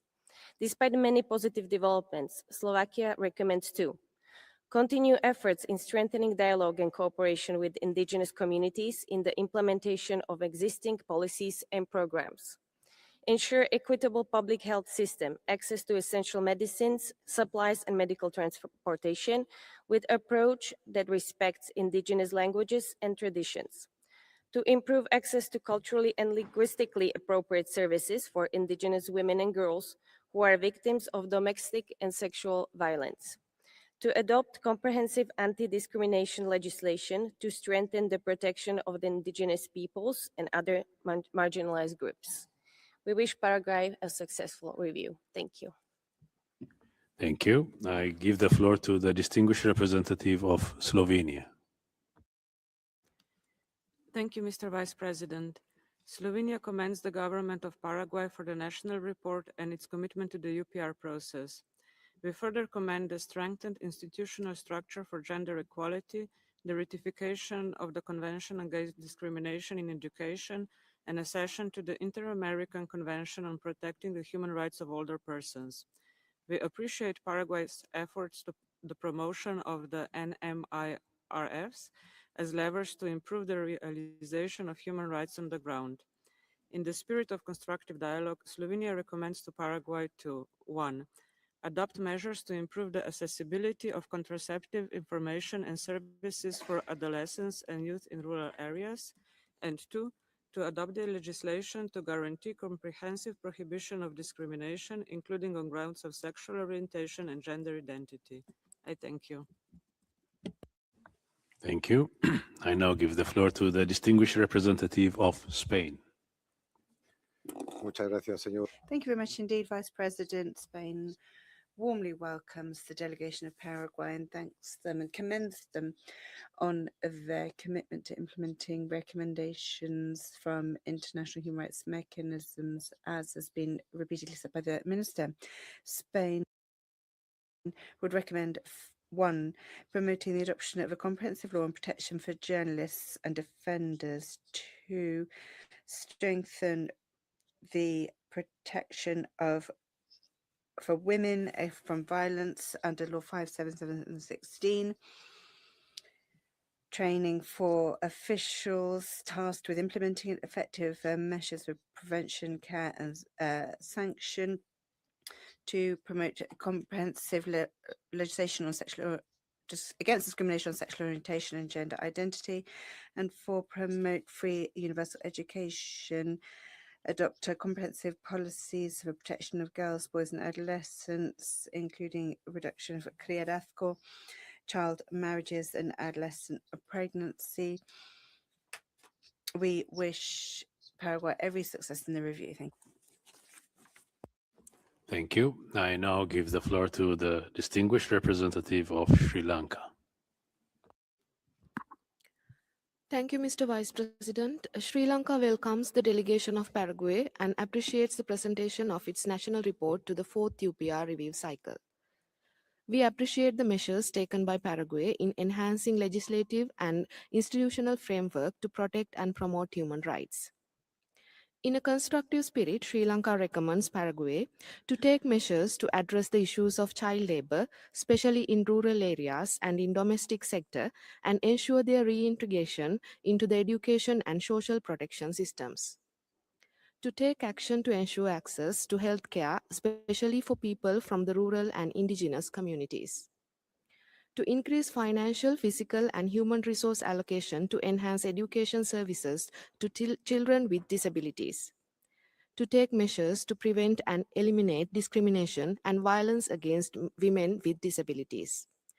To strengthen environment laws to prevent exposing the rural and indigenous communities to toxic substances, particularly hazardous pesticides, and establish a solid and environment-friendly management system to dispose hazardous substances and waste. Sri Lanka wishes Paraguay success in its UPR engagement. Thank you. Thank you. I now give the floor to the distinguished representative of Switzerland. Monsieur le Vice-Président. Vice President, Switzerland welcomes the delegation of Paraguay and thanks them for the presentation. Switzerland would make the following recommendations to Paraguay. 1. Guarantee the right to freedom of association, dialogue, and active participation of all civil society organizations working in the area of human rights, as well as comprehensive protection for journalists and human rights defenders in line with international standards. 2. Take measures to guarantee implementation of the 2016 law so as to prevent all forms of violence against women and girls by adopting a systemic approach covering the entire country on a scientific basis that is properly financed. Lastly, 3. Ratify the Inter-American Convention against all forms of discrimination and intolerance, as well as the Inter-American Convention against racism, racial discrimination, and related forms of intolerance, and effectively implement them in national legislation. Thank you very much. Thank you. I now give the floor to the distinguished representative of Tajikistan via video. Thank you. Tajikistan welcomes the presentation of the comprehensive national report by the distinguished delegation of Paraguay and its commitment to the UPR process. We highly commend Paraguay's ongoing engagements with international human rights mechanisms, especially its completed second term as a member of the Human Rights Council in 2022-2024, and adoption of the fourth action plan of the Human Rights Network 2024-2028. Thus, we in a constructive spirit recommend to Paraguay to 1. Continue implementing the social protection system to promote social inclusion and cohesion that guarantees access to fundamental rights such as education, health, and employment. 2. Step up measures aimed at reducing the poverty level of the population, including through its National Development Plan 2050 and National Poverty Reduction Plan 2023-2030. 3. Promote practical policies on generating decent employment, formalizing work, and strengthening the capabilities of the workforce. We wish delegation of Paraguay a fruitful review. Thank you. Thank you. I now give the floor to the distinguished representative of Thailand. Mr. Vice President, Thailand commends Paraguay for its efforts in expanding health coverage and commitment to promoting and protecting the rights of people with disabilities, women, and children. Thailand stands ready to share our experience and best practices on UNHRC to support Paraguay's efforts in this regard. Thailand recommends that Paraguay 1. Strengthen the institutional response to sexual abuse of children, including by reviewing the penal code to ensure criminalization of all acts of sexual violence against children, with penalties proportionate to the seriousness of the offenses, and by reinforcing prevention and protection mechanisms. 2. Continue efforts to prevent early pregnancies and protect sexual and reproductive rights, including through the National Sexual and Reproductive Health Plan and the adoption of comprehensive and reproductive health policies. 3. Further promote a gender-sensitive approach to the treatment of women in prison and protect their rights, including by addressing the disproportionate impact of penalties on them. We wish Paraguay a successful review. I thank you, Mr. Vice President.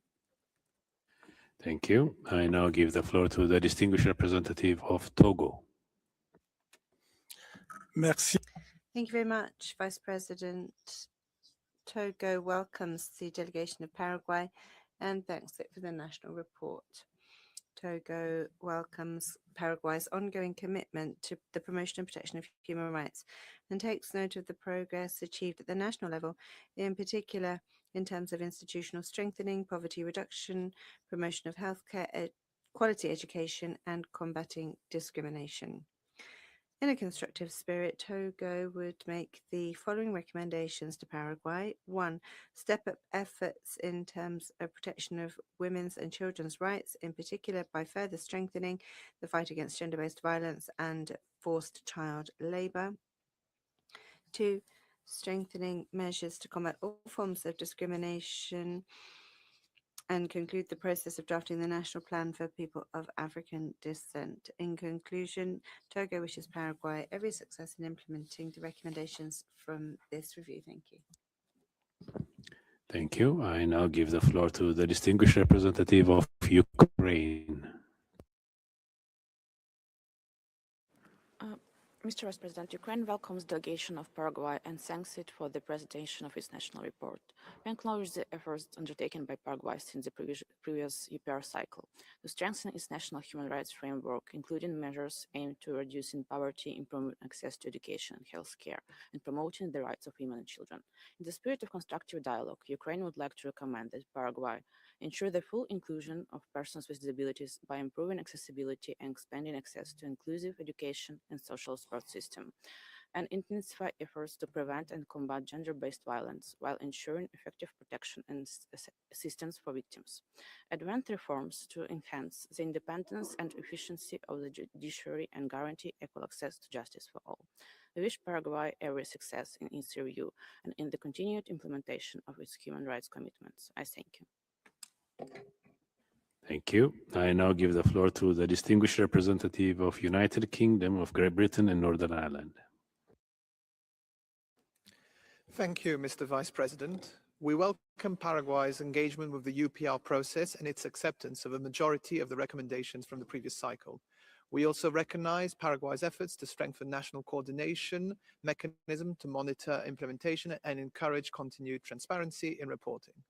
But challenges persist in ensuring effective protection of civic space, equal protection from discrimination, and access to essential services for vulnerable groups. Addressing these challenges will consolidate progress and deliver tangible improvements in human rights on the ground.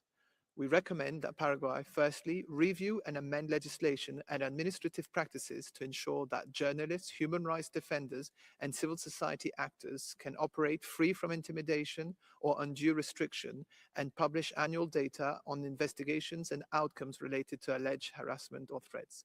Secondly, adopt and implement comprehensive anti-discrimination legislation to ensure equal protection and effective remedies for all and publish regular data on enforcement and remedies provided. Lastly, set and implement time-bound targets to reduce disparities affecting indigenous and rural communities in access to health and essential services, with progress reported through publicly available national monitoring mechanisms. I thank you. Thank you. I now give the floor to the distinguished representative of Uruguay. Gracias. Thank you, Vice President. Uruguay welcomes the delegation of Paraguay, the Sister Republic of Paraguay, and thanks the delegation for presenting the report. We welcome efforts and progress made in implementing the recommendations and cooperation with human rights mechanisms. In a constructive spirit, we recommend that Paraguay, 1, adopt and implement comprehensive anti-discrimination legislation covering all forms of discrimination, including those based on sexual orientation and gender identity, as was recommended and accepted in the previous cycle. 2, step up efforts to prevent, combat, and punish human trafficking, bolstering mechanisms and interinstitutional coordination in terms of prevention and care for victims of trafficking and sexual violence, with the active participation of civil society and key stakeholders. 3, strengthen comprehensive protection for children, ensuring the best interests of the child prevail in decision-making, and step up actions to eradicate early marriage, child labor, sexual exploitation, and trafficking. Uruguay wishes Paraguay every success in this 4th cycle. Thank you very much. Thank you. I now give the floor to the distinguished representative of the Bolivarian Republic of Venezuela. Gracias. Thank you, Vice President. We welcome the delegation of Paraguay, and we note with concern the ongoing challenges in terms of human rights, such as the lack of a comprehensive law against all forms of discrimination, overcrowding in prisons, which reaches 435% of overpopulation, excessive use of isolation, and high rates of gender-based violence and femicide. We recommend that Paraguay, 1, adopt a comprehensive law prohibiting all forms of discrimination on the grounds of sexual orientation, gender identity, disability, ethnic origin, or other grounds. 2, eradicate overcrowding using alternative measures to pretrial detention, eradicate prolonged isolation, and ensure independent investigations into torture and ill treatment. 3, adopt effective mechanisms to prevent and punish gender-based violence, ensuring access to justice, safe refuge, comprehensive care for victims, and awareness-raising campaigns. 4, adopt urgent and effective measures to prevent and eradicate child labor, in particular the practice of criadazgo, by criminalizing this form of exploitation immediately as a standalone crime in the criminal code, as well as strengthening social protection programs with sufficient resources. Thank you. Thank you. I now give the floor to the distinguished representative of Vietnam. Thank you, Mr. Vice President. Vietnam warmly welcomes the high-level delegation of Paraguay and thanks it for the presentation of the national report. Vietnam commends Paraguay for its progress in promoting and protecting human rights, including in reducing poverty to historic laws, achieving universal school meal coverage, advancing employment formalization, and adopting a right-based national mental health policy and plan. In a constructive spirit, Vietnam recommends that Paraguay, 1, continue strengthening access to quality healthcare with particular attention to rural and remote communities. 2, further invest in inclusive education to guarantee equitable access to quality learning for all children, including those with disabilities in both urban and rural areas. We wish Paraguay every success in its UPR process. I thank you, Mr. Vice President. Thank you. I now give the floor to the distinguished representative of Albania. Monsieur le Vice-Président, l'Albanie. Vice President, Albania would like to welcome the delegation of Paraguay. We thank them for the presentation of the national report. Albania commends the progress achieved by Paraguay, in particular regarding poverty reduction and legislative measures taken to protect women and children. Nonetheless, Albania is concerned by a number of persistent challenges that are highlighted in the reports. First of all, the law on non-profit organizations is very concerning regarding the right to freedom of association. Secondly, we are concerned by the situation of indigenous peoples. And thirdly, prison overcrowding and the general situation in prisons remain worrying too. We therefore have 3 recommendations. 1, to repeal the law on non-profit organizations and adopt the law on the protection of journalists and human rights defenders. Secondly, to strengthen land restitution mechanisms for indigenous land and to ensure effective access to essential services. And thirdly, to reduce the use of pretrial detention and ensure conditions of detention that are compliant with international standards. I thank you. Thank you. I now give the floor to the distinguished representative of Algeria.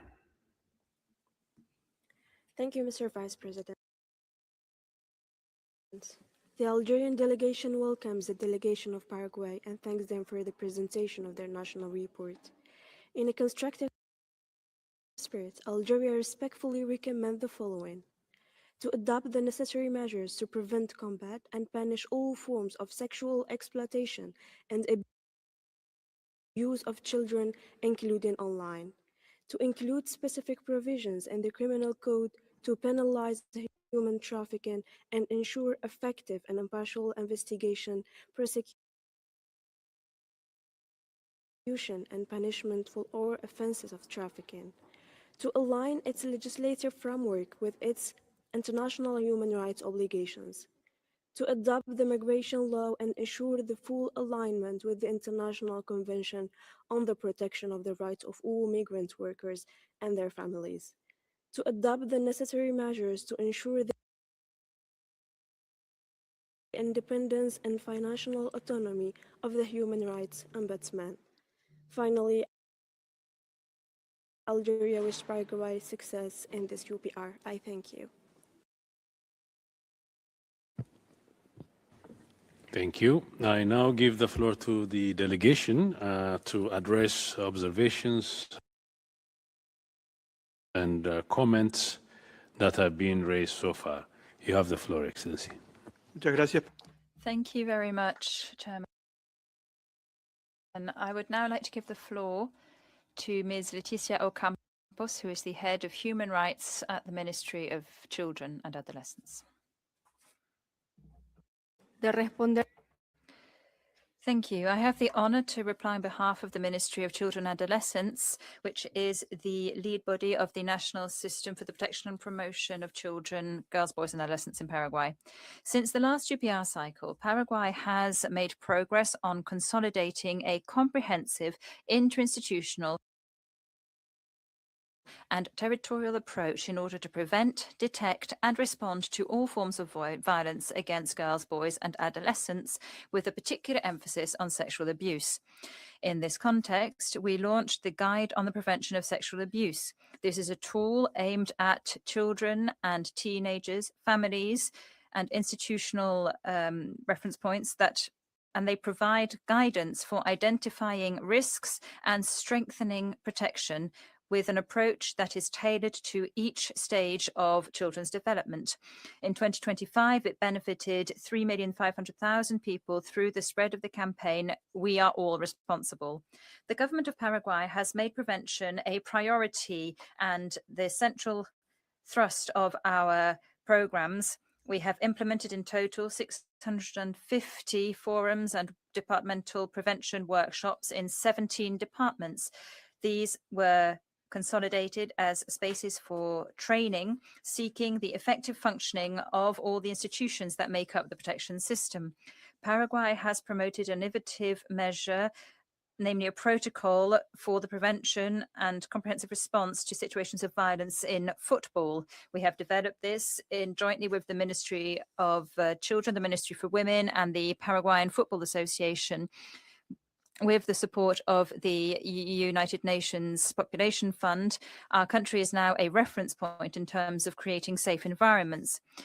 Act 7394/24 has stiffened punishments for sexual abuse. We have criminalized new forms of sexual violence, including those committed through the use of technology, and we have aligned our legislation on current challenges that children and child protection face.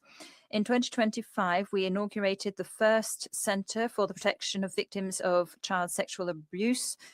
We have also been promoting in a sustained way the campaign We Are All Responsible, aimed at awareness raising and combating sexual abuse. This promotes co-responsibility between the family, society, and the state in terms of preventing and reporting violence against children. This initiative has benefited from support at the highest level of the executive, as can be seen by the support of the President of the Republic and the First Lady for 3 consecutive years when we launched this program.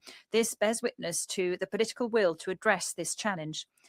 In the context of this campaign, in 2026, and as a clear expression of our state's commitment to protecting children, the executive created, through Decree number 5970, the National Programme on the Prevention and Care of Girls, Boys and Adolescents who are victims of sexual abuse. We have also regulated Act 6202/18. This programme, which was launched this week, seeks to build the state's capacities for ensuring prevention, detection, comprehensive care, and restitution of rights for victims of sexual abuse. In relation to the recommendations and concerns linked to teenage pregnancy and sexual violence, Paraguay reaffirms that this is a public policy priority. Therefore, we have launched the initiative, The Prevention of Teenage Pregnancy and Sexual Abuse in Paraguay. This is also supported by the campaign Ñaña Gareco as an interinstitutional strategy with international cooperation, all aimed at ensuring early and coordinated intervention. This has already yielded tangible results in priority areas with significant drops in the rates of teenage pregnancies. The state has implemented policies aimed at the prevention and eradication of child labour and the restitution of rights, including through awareness-raising campaigns, family consolidation, and social protection programmes. The programme Abrazo, or HUG, has been implemented non-stop since 2005. This is a state policy that has been sustained over time through various governments, tackling the consequences and the structural causes of child labour, with a coverage across 14 total departments and a scope of 14,000 girls, boys and adolescents.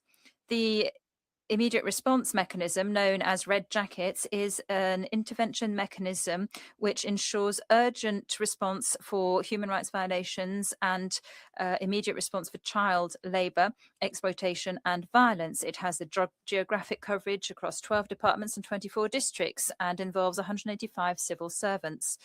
We have also been implemented the comprehensive care programme for Indigenous children, promoting actions with an intercultural approach, ensuring services and comprehensive development, and highlighting the importance of the protection system through the Zero Hunger programme, aimed at ensuring that there is transparency for financial resources that are all aimed at strengthening institutional capacities at the local level. The ministry has expanded its territorial coverage through the installation of 3 regional offices, consolidating its operational capabilities. Paraguay has made progress on the implementation of public policies for early childhood. We recognize that investment in early age childhood is essential for breaking cycles of poverty and violence. In this context, we have the National Programme for Early Childhood Care called the Seeds of the Future. This is aimed at preventing the abuses of child rights and ensuring that families are protective environments, ensuring their comprehensive development through the interinstitutional articulation and improvement of our services. The program is implemented through the installation of comprehensive early childhood care centres, and that are the focal points for the program. It articulates a number of essential services for the comprehensive development of early childhood, as well as the creation of baby centres and play centres in order to ensure early stimulation and promotion of reading. These measures have strengthened cognitive and emotional development, and they generate protective environments that reduce risk factors and ensure that we provide families with the necessary tools for safe child development. We therefore would like to reaffirm our commitment to the comprehensive protection of girls, boys and adolescents, and we are committed to continuing strengthening our public policies, our prevention mechanisms and our care systems. Thank you. Muchas gracias. A continuación. Thank you very much. I would now like to give the floor to Madame Ana Rolón, who is a Deputy Representative of the Permanent Mission to the United Nations. Thank you. I will be talking about the right to health and women's right. Paraguay launched a plan for public health, which is unprecedented, in order to ensure that access to highly complex care does not depend on the place of residence. This effort has led to an increase of 8% of budgetary allocation. We have opened new hospitals, which significantly broaden our care capacity, and other hospitals are in the pipeline. The state has given priority to particularly sensitive areas such as oncological care and child health through the launch of new specialized services. In order to ensure transparency and prevent the judicialization, the healthcare information system has been expanded, enabling the monitoring of the pharmaceutical stocks and human resources in real time. Regarding sexual and reproductive health, we have a roadmap that promotes inclusive policies and ensures disease surveillance of maternal, fetal and neonatal care and reducing mortality, and the Red Code strategy. We are therefore addressing critical delays that affect pregnant women in rural and indigenous regions. We also are addressing family communication as a protective factor. We are promoting a following the enactment of the Act on Mental Health. This is coupled with the creation of a national directorate and the adoption of a national mental health policy. This process has favored the transition towards a community-based care model. Regarding the protection of girls, boys and adolescents, Paraguay has standardized the model for the integration of dealing with teenagers and their needs. This promotes a science-based and biological and psychological and social-based response. We have updated the content of comprehensive sexual education and care, and we have adopted measures aimed specifically at groups in situations of vulnerability. We are also promoting spaces for participation and training, such as the Adolescents Club. This strengthens life skills and access to information within the communities. Paraguay reaffirms its commitment to public health as a key part of its public policy and an essential part of human dignity, and we are aiming to ensure timely, universal and equitable access to healthcare services. Regarding women's rights, Paraguay has progressively consolidated the institutions that are the overarching bodies in this field. In 2026, in particular, we increased the budget by 18.82%, which has increased the number of professionals able to work directly with victims of violence. Violence against women remains a priority challenge, and Paraguay has been consolidating its normative, institutional and operational response. The Act on the Comprehensive Protection of Women Against All Forms of Violence was strengthened by the other law, which declares a national emergency due to femicides. And this means it is urgent to address femicides and promote the protection of women in high-risk contexts through the introduction of immediate response measures and interinstitutional coordination. The law on social emergency against girls, boys and adolescents, and on strengthening strategies to promote a change of socio-cultural patterns that underpin gender inequality further deepens the preventive approach that we are taking by promoting training and awareness raising and the transformation of socio-cultural mindsets which reproduce violence and inequalities. We have also strengthened interinstitutional coordination through the Mesa Pridim mechanism. This has a new regulation and it addresses new forms of violence. We are also dedicated to strengthening instruments for prevention. For instance, we have the Registry of Unpaid Child Support Debtors. This is a tool for monitoring non-compliance with alimony responsibilities and providing a more effective institutional response. We are addressing situations of violence, including those that are facilitated by technology. And we have developed indicators which are contributing to better describing and characterizing various situations of vulnerability and providing more inclusive responses. Paraguay would like to reaffirm its commitment to the protection and promotion of women's rights, as well as the strengthening on a sustained basis of public policies aimed at ensuring equality, non-discrimination, and the eradication of all forms of violence. Thank you very much. Muchas gracias. Thank you very much. I now give the floor to Mr. Rafael Escobar, who is the head of human rights from the Ministry of Justice. Thank you very much. Regarding education, quality education, Paraguay would like to reaffirm its commitment to inclusive, equitative, and education that is free from discrimination as the basis for the comprehensive development of girls, boys, and adolescents, and as a key tool for situations of vulnerability. The state is therefore promoting policies that ensure access, retention, and the timely completion of.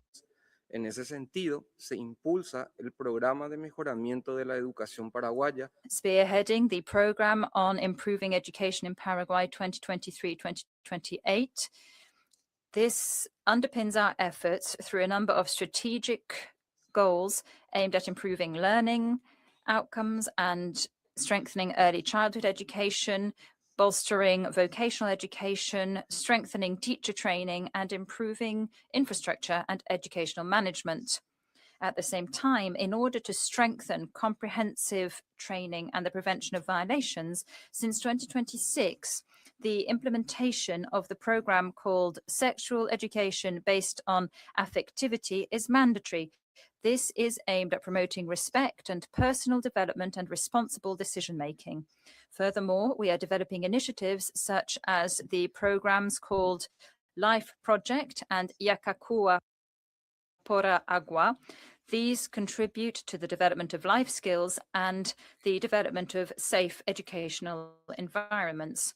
On inclusive education, in addition to the development of support for inclusion centres, we have provided for the mandatory application of the action plan for addressing autism spectrum disorders. And we have a service for remedial education for children or compensatory education for children who are in hospital or vulnerable children, ensuring they can stay in school. Also, we have a program of grants which has granted more than 18,900 grants up until April 2026. The grants include criteria for affirmative action for indigenous communities, and they are therefore emerging as a key tool for ensuring equal opportunities. Thank you very much. I would now like to give the floor to Mr. Sergio Vililla, who is the head of International Affairs. President, the promotion and protection of the rights of indigenous peoples is a standing priority of the National Human Rights Agenda, as well as a structural challenge which requires ongoing interinstitutional and culturally appropriate responses. The National Constitution recognizes indigenous peoples as a cultural group that existed prior to the formation and organization of the Paraguayan state. There's a specific chapter on their rights, and this section ensures the protection of their ethnic, cultural, and social identity, granting them the right to apply their own customary norms, community ownership of land, and to participate in political, social, economic, and cultural life of the country. Paraguay ratified Convention 169 of the ILO through Law Number 234/1993, and has adopted appropriate measures based on the process of consultation and respect for cultural diversity, ensuring participation and decision-making in line with the mechanisms established in the Protocol of Consultation and Free Prior Informed Consent with Indigenous Peoples living in Paraguay. There have been 637 consultation processes between 2022 and 2025. We are continuing to make progress with implementing the National Plan on Indigenous Peoples 2020-2030 through working spaces that are made up of public institutions and representatives of Indigenous communities. These spaces enable us to give a periodic follow-up to the requests that are submitted, to coordinate the state response, and to strengthen direct dialogue channels. Between 2020 and 2025, we allocated an amount that's equivalent to $7 million to actions linked to territorial rights of Indigenous peoples. We've also adopted measures aiming to strengthen the technical and legal capacity of the state, together with coordinated activities with municipal local governments, the Single National Registry, and other competent institutions, so as to move towards processes that are linked to Indigenous territories and with gradual access to fundamental rights such as drinking water, health, education, and documentation. Paraguay recognizes the importance of continuing to consolidate efforts in legal certainty, title, access to basic services, documentation, and overcoming historic gaps. We therefore reiterate our commitment to continue strengthening public policies with an intercultural approach, interinstitutional coordination, effective participation of Indigenous peoples, and adherence to relevant national and international standards. Moreover, in terms of labour and social inclusion, we have bolstered our response when it comes to violence, harassment, and discrimination in the workplace through the adoption of new administrative standards which have updated the prevention, care, and investigation mechanisms. We have raised the relevant standards, and we have bolstered protection for persons in more vulnerable situations, including domestic workers. We've also implemented our unified system of assessment and complaints. This is an institutional tool which enables us to improve registration, traceability, and follow-up to cases. We have also concluded and validated our national tripartite labor equity strategy 2025-2030. This includes specific work areas to promote decent work of women, and we have also driven forward measures to expand job opportunities, training, and inclusion of persons with disabilities, young people, Indigenous communities, and migrants. We have also strengthened interinstitutional coordination to promote more inclusive labour integration, including support, training, professional and vocational training, and support for entrepreneurship. The efforts made have been countrywide, with inclusive training programs in various areas of the country, employment suitability assessment processes, specialized training, and coordination mechanisms implemented with strategic networks and stakeholders that seek to promote more accessible and equitable workplaces. We should also highlight, among our achievements, the improvement of the vocational training program and active employment policies. In 2025, we significantly stepped up our training activity for vulnerable sectors, including persons with disabilities, young people at risk, and those benefiting from social programs. We have also moved to update professional profiles in strategic areas, and we've promoted specific tools to facilitate access to first jobs and more sustainable labor integration. We are in the final phase of drafting our third national strategy to prevent forced labor 2026-2030, and the final phase of the third national strategy to eradicate child labor and protection for teenage workers 2026-2030. Both strategies have been built with a participatory and countrywide approach, including workshops in priority areas, and these seek to promote the labour conditions for young workers. Thank you very much, President. We will return the floor to you now. Thank you. Thank you. We will now continue with our interactive dialogue. I give the floor to the distinguished representative of Armenia. Thank you, Mr. Vice President. Armenia thanks the delegation of Paraguay for its presentation and constructive engagement with the Universal Periodic Review. Armenia appreciates Paraguay's efforts in strengthening national mechanisms for implementation, reporting, and follow-up, including through the development of digital monitoring tools and for strengthening international cooperation in this regard. Armenia would like to make the following recommendations. 1. Strengthen efforts to prevent and combat trafficking in prisons and child exploitation. 2. Continue strengthening national implementation and follow-up frameworks, including Simora Plus, ensuring effective coordination, monitoring, and stakeholder participation. And 3. Reinforce measures to prevent and respond to violence against women, girls, and adolescents, including through effective implementation of legislation and adequate resource allocation. I thank you. Thank you. I now give the floor to the distinguished representative of Australia. Thank you, Vice President. We thank the delegation for its presentation. Australia welcomes Paraguay's strengthening of legislative and policy measures to prevent gender-based violence. Australia remains concerned by Paraguay's lack of progress on sexual and reproductive rights, and that discrimination and violence against LGBTQIA+ persons remains high. Australia urges full and effective implementation of all core human rights treaties. Australia recommends Paraguay, 1. Adopt legislative and policy measures to strengthen sexual and reproductive health and rights, including ensuring access to sexual health services and education. 2. Adopt comprehensive laws banning discrimination and violence based on sexual orientation and gender identity. And 3. Ensure full enjoyment of rights to freedom of expression and opinion and association by removing excessive foreign funding restrictions and administrative burdens on civil society organizations. I thank you. Thank you. I now give the floor to the distinguished representative of Azerbaijan. Thank you, Mr. Vice President. We thank Paraguay for its presentation and engagement with the UPR. We commend efforts to strengthen democratic institutions and advance social policies, as well as government's commitment to addressing disappearances, including improving investigations and ensuring accountability. At the same time, we note ongoing challenges, including shortcomings in access to healthcare and education, particularly in rural areas, as well as issues related to judicial efficiency, impunity, and detention conditions.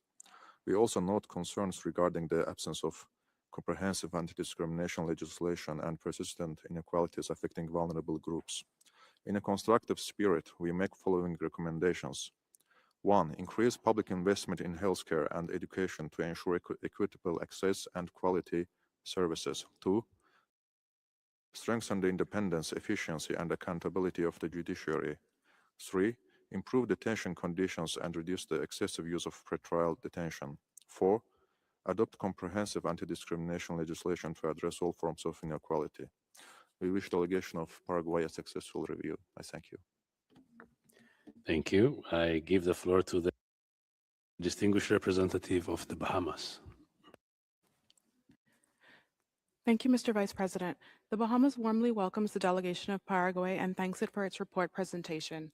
We commend Paraguay for progress since the last review, including in the areas of institutional strengthening, health, and education, such as the reaccreditation of the Ombudsman's Office with A status, implementation of the Zero Hunger in Schools program, and the Program for the Improvement of Paraguayan Education 2023 to 2028, as well as the adoption of the National Mental Health Policy 2024 to 2030.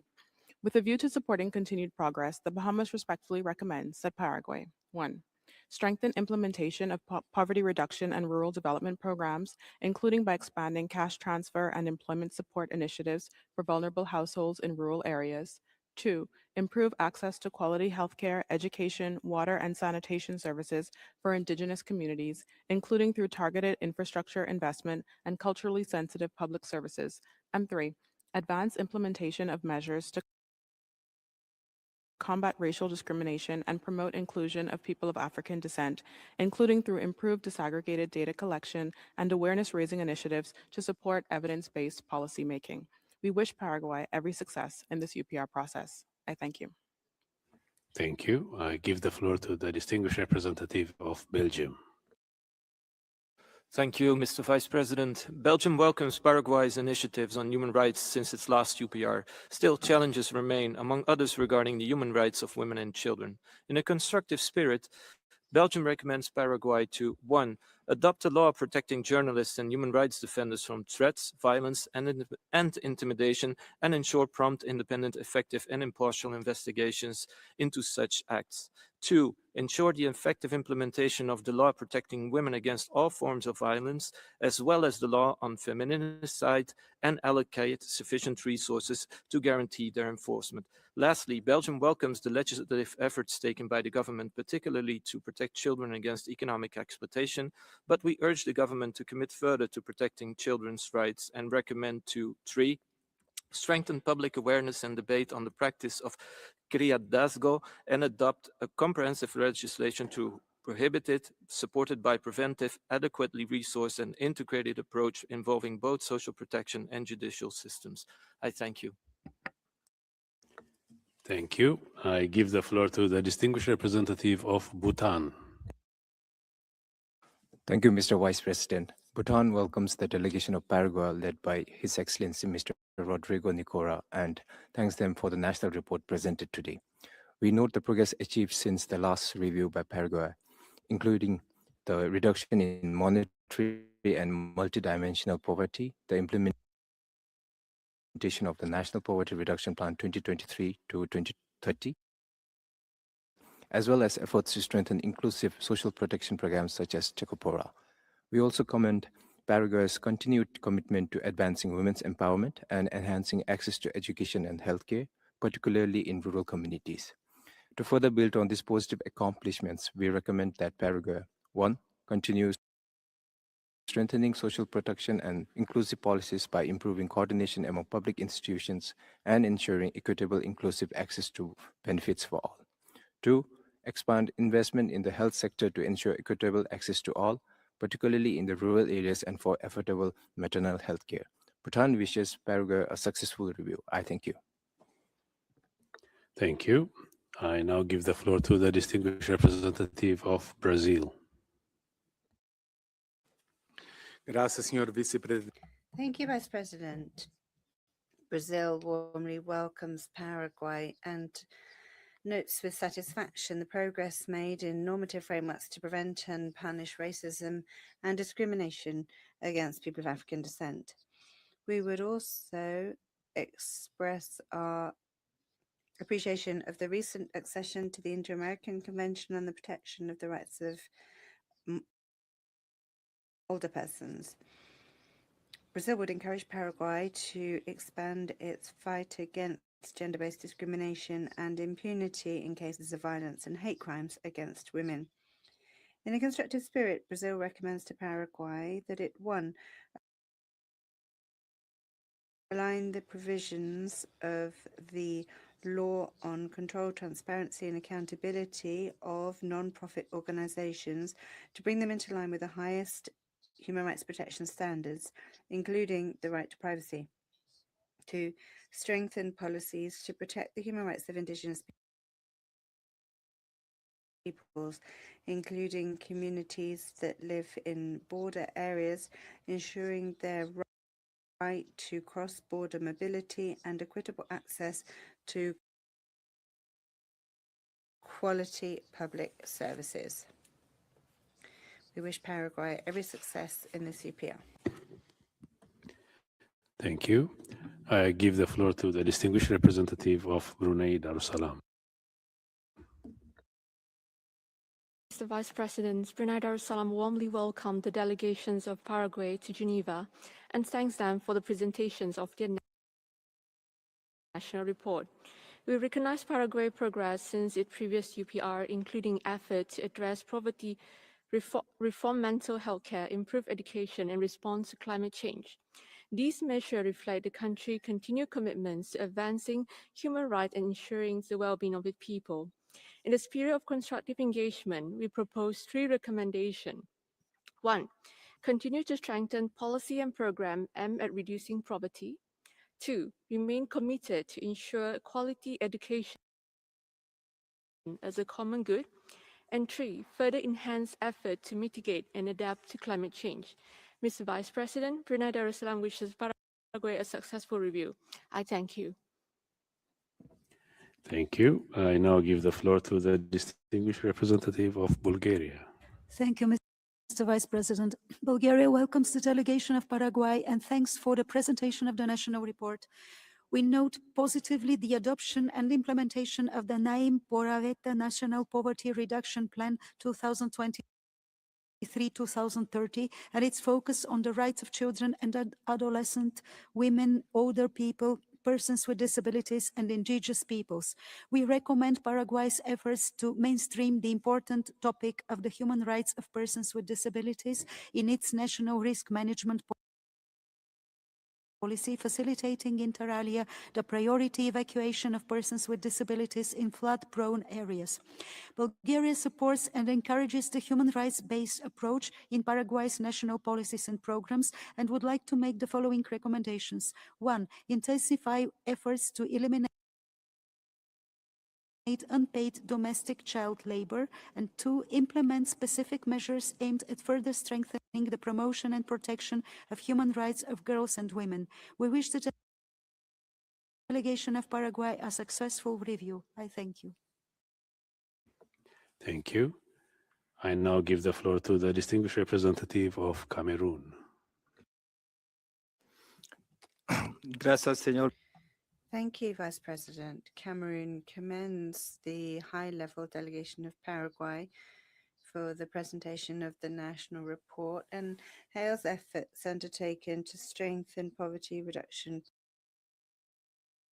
policies, social protection, and the promotion of economic and social rights, in particular for vulnerable groups. In a constructive spirit, my country would make the following recommendations. 1. Adopt comprehensive legislation prohibiting all forms of discrimination, covering all grounds and areas of social life in line with international standards. 2. Strengthen protection of the rights of indigenous peoples, particularly by guaranteeing them land rights, access to water, basic services, and effective participation in decision-making processes. 3. Expedite adoption and implementation of a legal framework on migration. In conclusion, Vice President, Cameroon would reiterate its support to Paraguay and wishes it a successful review. Thank you. Thank you. I now give the floor to the distinguished representative of Canada. Thank you, Mr. President. Canada thanks Paraguay for participating in this cycle of the Universal Periodic Review. We congratulate Paraguay for the CIMOR Plus system, one of the region's most advanced systems to monitor human rights recommendations.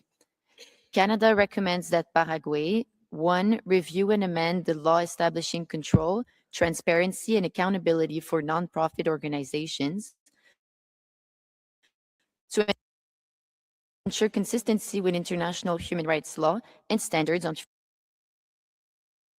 freedom of association and assembly. 2, adopt comprehensive legislation that explicitly criminalizes the practice of criadazgo and strengthens protections against forced labor, exploitation, and servitude.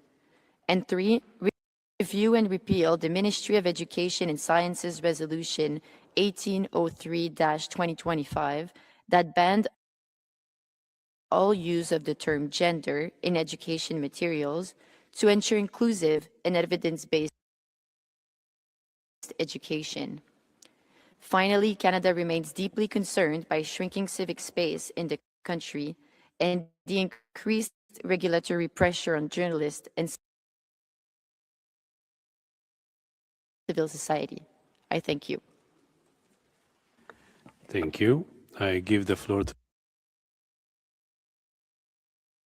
the distinguished representative of Chile. Thank you very much indeed, Vice President. We welcome the delegation of Paraguay. Chile also welcomes the promulgation of Law 7389/2024, establishing the national system of integrity, transparency, and prevention of corruption as a significant step forward in bolstering institutions and the promotion of probity in public management.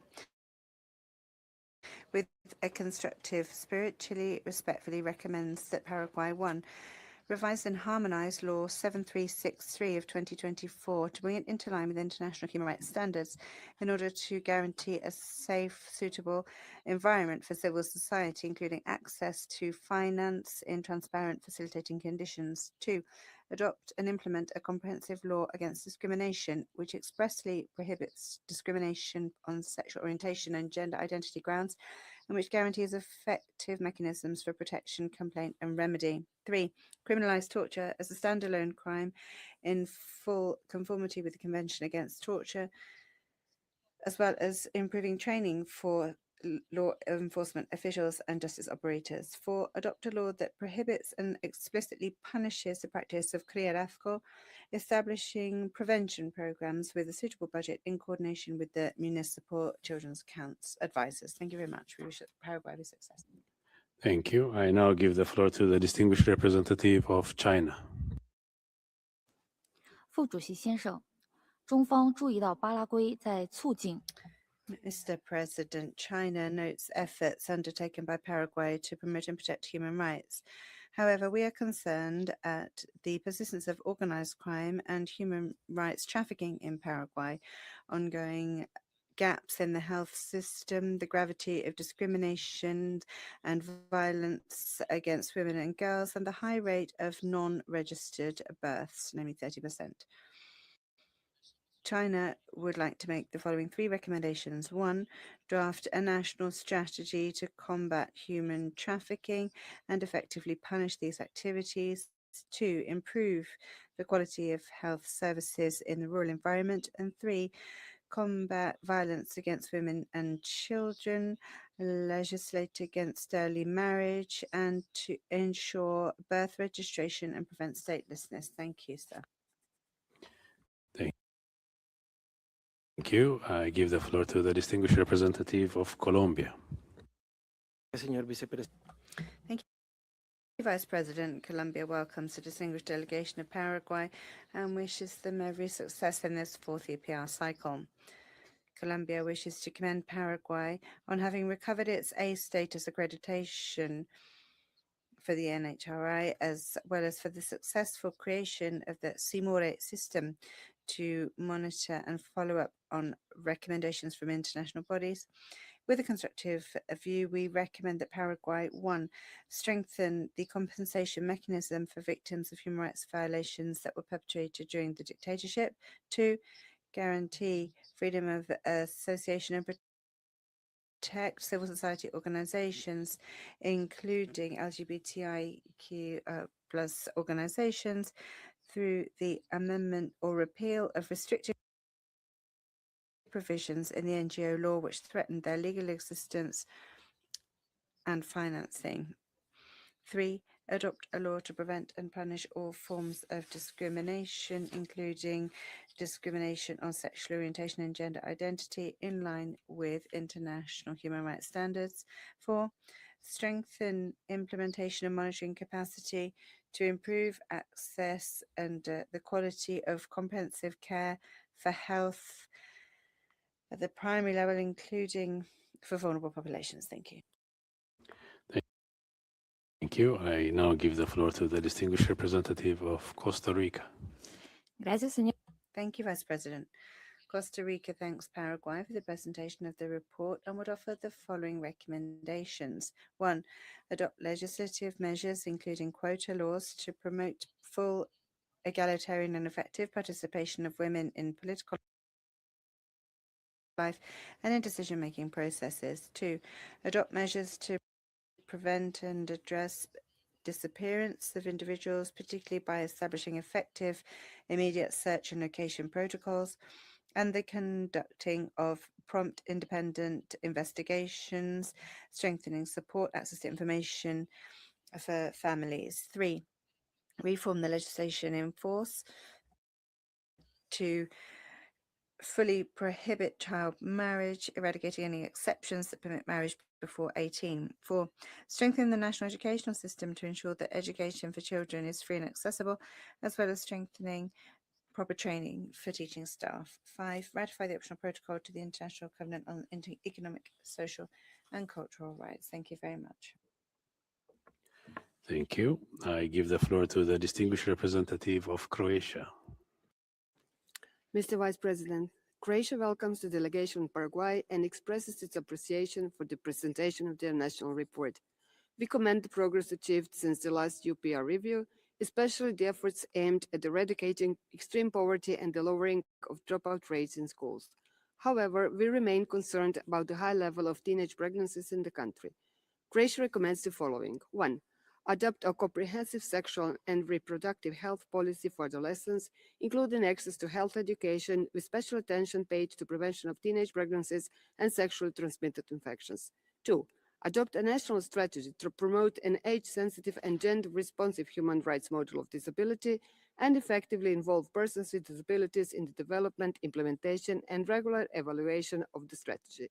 3. Step up the activities of the Right to the Identity program, including in rural and remote areas, and ensure comprehensive free-of-charge birth registration and the issuance of birth certificates for all children born in the territory of Paraguay.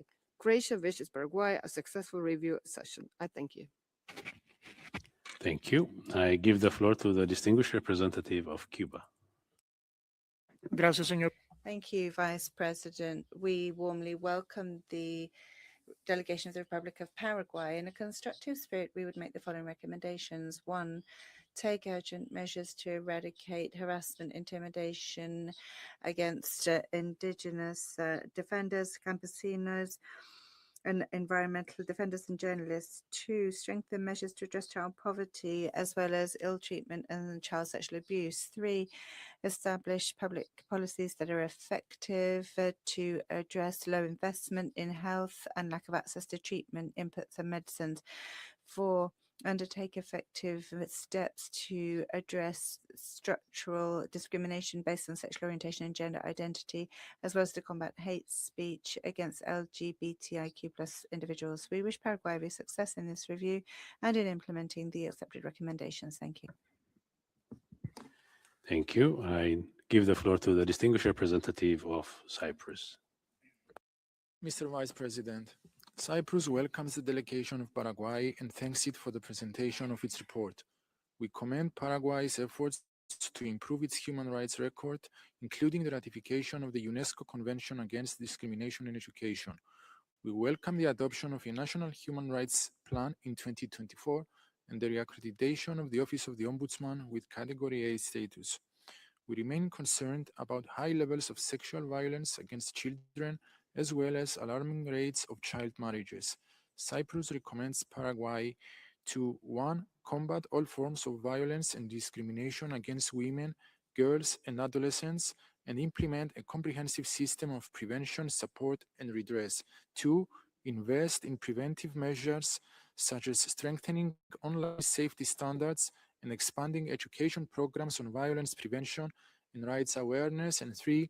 Amend legislation to ensure that the minimum age of marriage is set to 18 years without exceptions. We wish Paraguay every success in the UPR process. Thank you. Thank you. I give the floor to the distinguished representative of Czechia. welcomes the delegation of Paraguay and thanks for the presentation of its national report. We commend Paraguay for its continued cooperation with international human rights mechanisms. We also welcome recent measures addressing violence against women and girls, including the adoption of legislation reinforcing prevention efforts. To further enhance the promotion and protection of human rights, we recommended Paraguay 1. Finalize and adopt the draft legislation on the protection of journalists and human rights defenders with a view to establishing an effective and independent protection mechanism and ensure prompt, impartial, and effective investigations and accountability for attacks and other forms of violence against them. Second, ensure that legislation affecting civil society organizations is in line with international human rights standards and obligations, including the right to freedom of association. And 3, further increase efforts to prevent, combat, and punish all forms of gender-based violence and violence against children, including by strengthening comprehensive mechanisms of prevention, protection, and accountability in this regard. We wish Paraguay a successful review. Thank you. Thank you. I give the floor to the distinguished representative of Djibouti. Merci, Mr. Thank you, Vice President. Djibouti welcomes the high-level delegation of Paraguay and thanks for the presentation of the national report. Djibouti welcomes efforts undertaken by Paraguay to implement recommendations from the previous UPR cycle, which have led particularly to the strengthened public policies with an impact on poverty through the National Development Plan 2050, as well as the National Poverty Reduction Plan 2023-2030. Djibouti would also like to make the following recommendations to Paraguay. 1, strengthen implementation of policies and specific measures that are effective to eradicate all forms of discrimination, in particular racism and racial discrimination, towards people of African descent and indigenous peoples, to pursue and step up efforts to bolster the rights of persons with disabilities, particularly children, in line with the National Action Plan for the Rights of Persons with Disabilities 2015-2030. 3, strengthen institutional mechanisms to prevent and combat violence against women, with a view to ensuring effective protection for victims, ensuring their access to justice, rehabilitation, as well as to all forms of appropriate assistance. Djibouti wishes Paraguay every success in this UPR. Thank you. Thank you. I now give the floor to the distinguished representative of the Dominican Republic. Gracias, señor.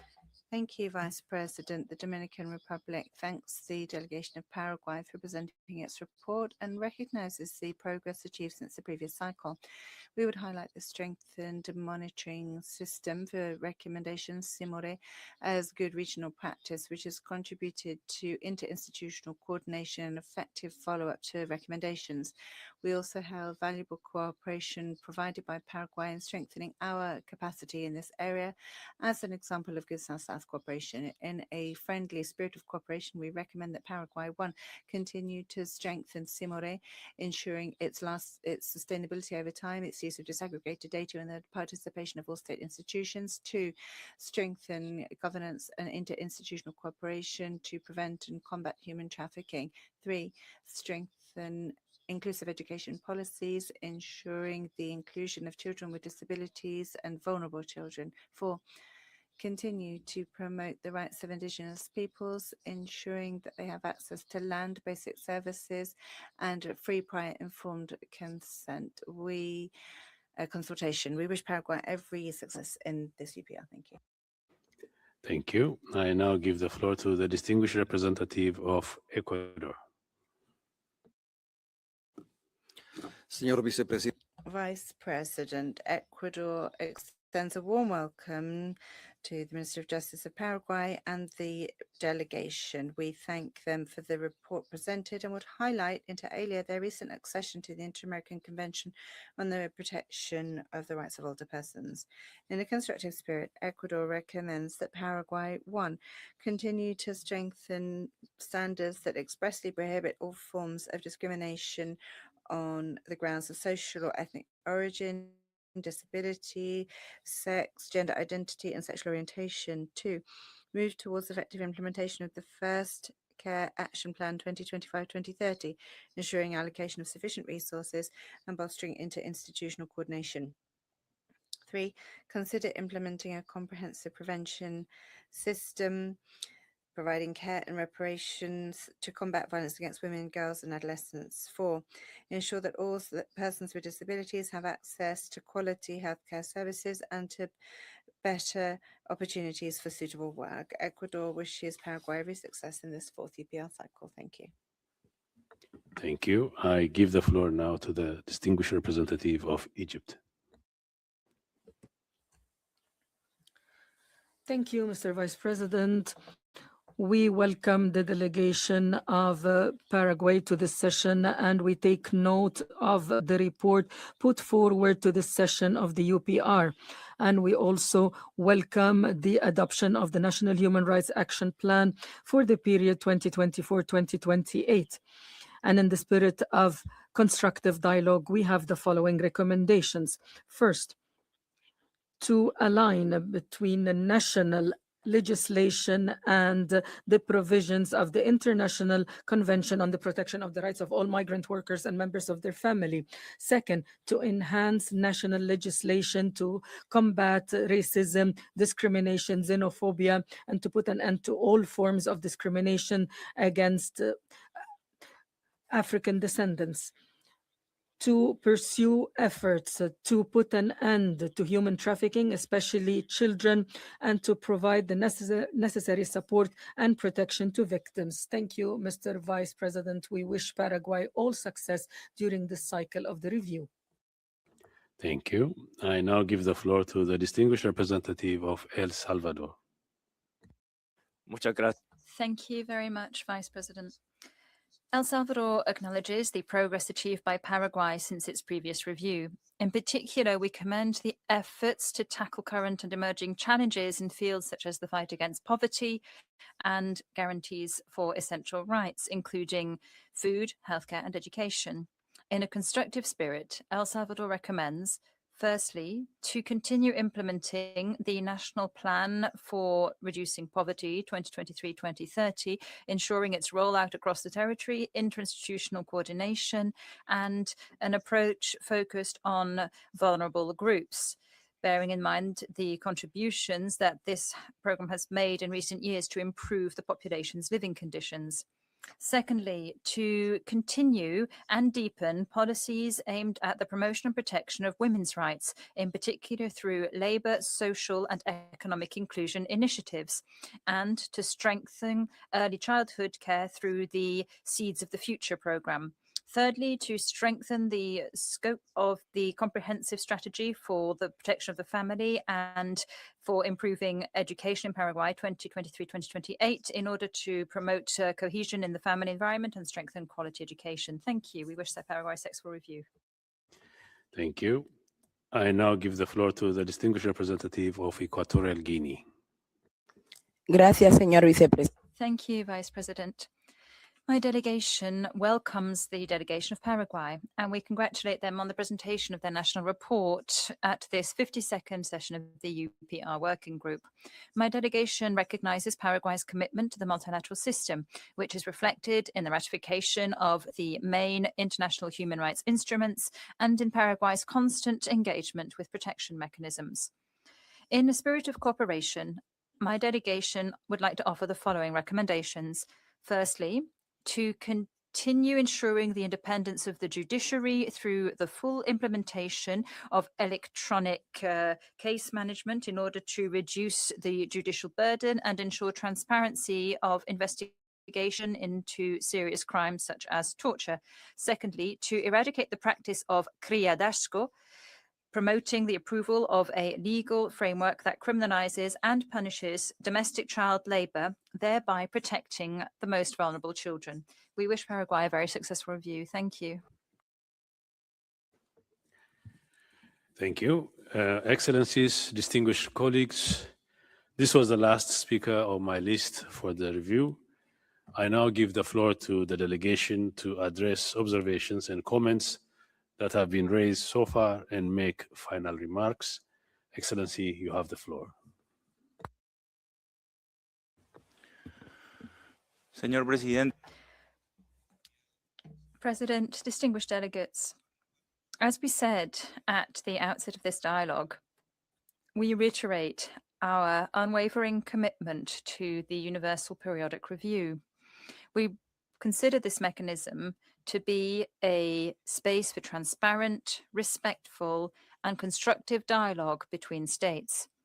This firm conviction has guided our participation throughout all review cycles, and this one is no exception. I would like to reiterate on behalf of the Republic of Paraguay our sincere thanks to those states that took part in this dialogue. I'd like to thank them for the interest they've shown and for their valuable input and for the recommendations they have made. We are particularly grateful to Ecuador, Kuwait, and Slovenia, who make up the Troika, and to the Secretariat for all the work done throughout this process. We have sought to set out in a clear way the main challenges achieved and the challenges that still remain. We would like to assure you all that all the comments and observations and recommendations that we received will be carefully considered with a sense of responsibility in light of our constitutional and legal framework, as we see this as an opportunity to further strengthen public policies aimed at ensuring human dignity, equality, and social justice. As has been said during this dialogue, Paraguay is driving a sustained process of institutional consolidation and modernization of our state and implementation of human rights-based policies. We are seeking to ensure that the benefits of this reach our entire population in a tangible way, especially those who are most vulnerable.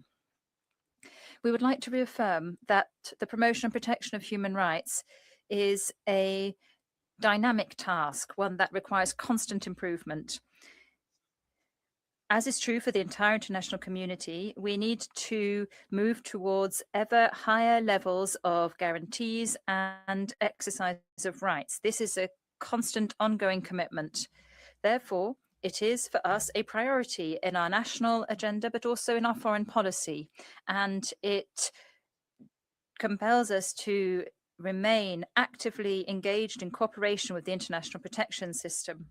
Regarding this fourth UPR cycle, Paraguay is here with the firm determination to continue moving forward through dialogue, participation, evidence, and international cooperation. We'd like to reaffirm our desire to further strengthen CIMORE Plus as a tool for monitoring, transparency, and interinstitutional articulation in order to ensure implementation of all recommendations. My country came to this review today because we believe in multilateralism. We believe in the value of an exchange among peers, and we believe in the ability of this mechanism to help us improve our democratic institutions and public policies. We came here in a spirit of open dialogue and with a firm will to examine with great responsibility all the comments and recommendations we have received. Finally, Paraguay would like to reiterate its readiness to work and to continue engaging with all international human rights mechanisms and with member states, as we are convinced that sincere cooperation and mutual respect are vital for building more inclusive, more just, and more and societies with more solidarity. Thank you very much.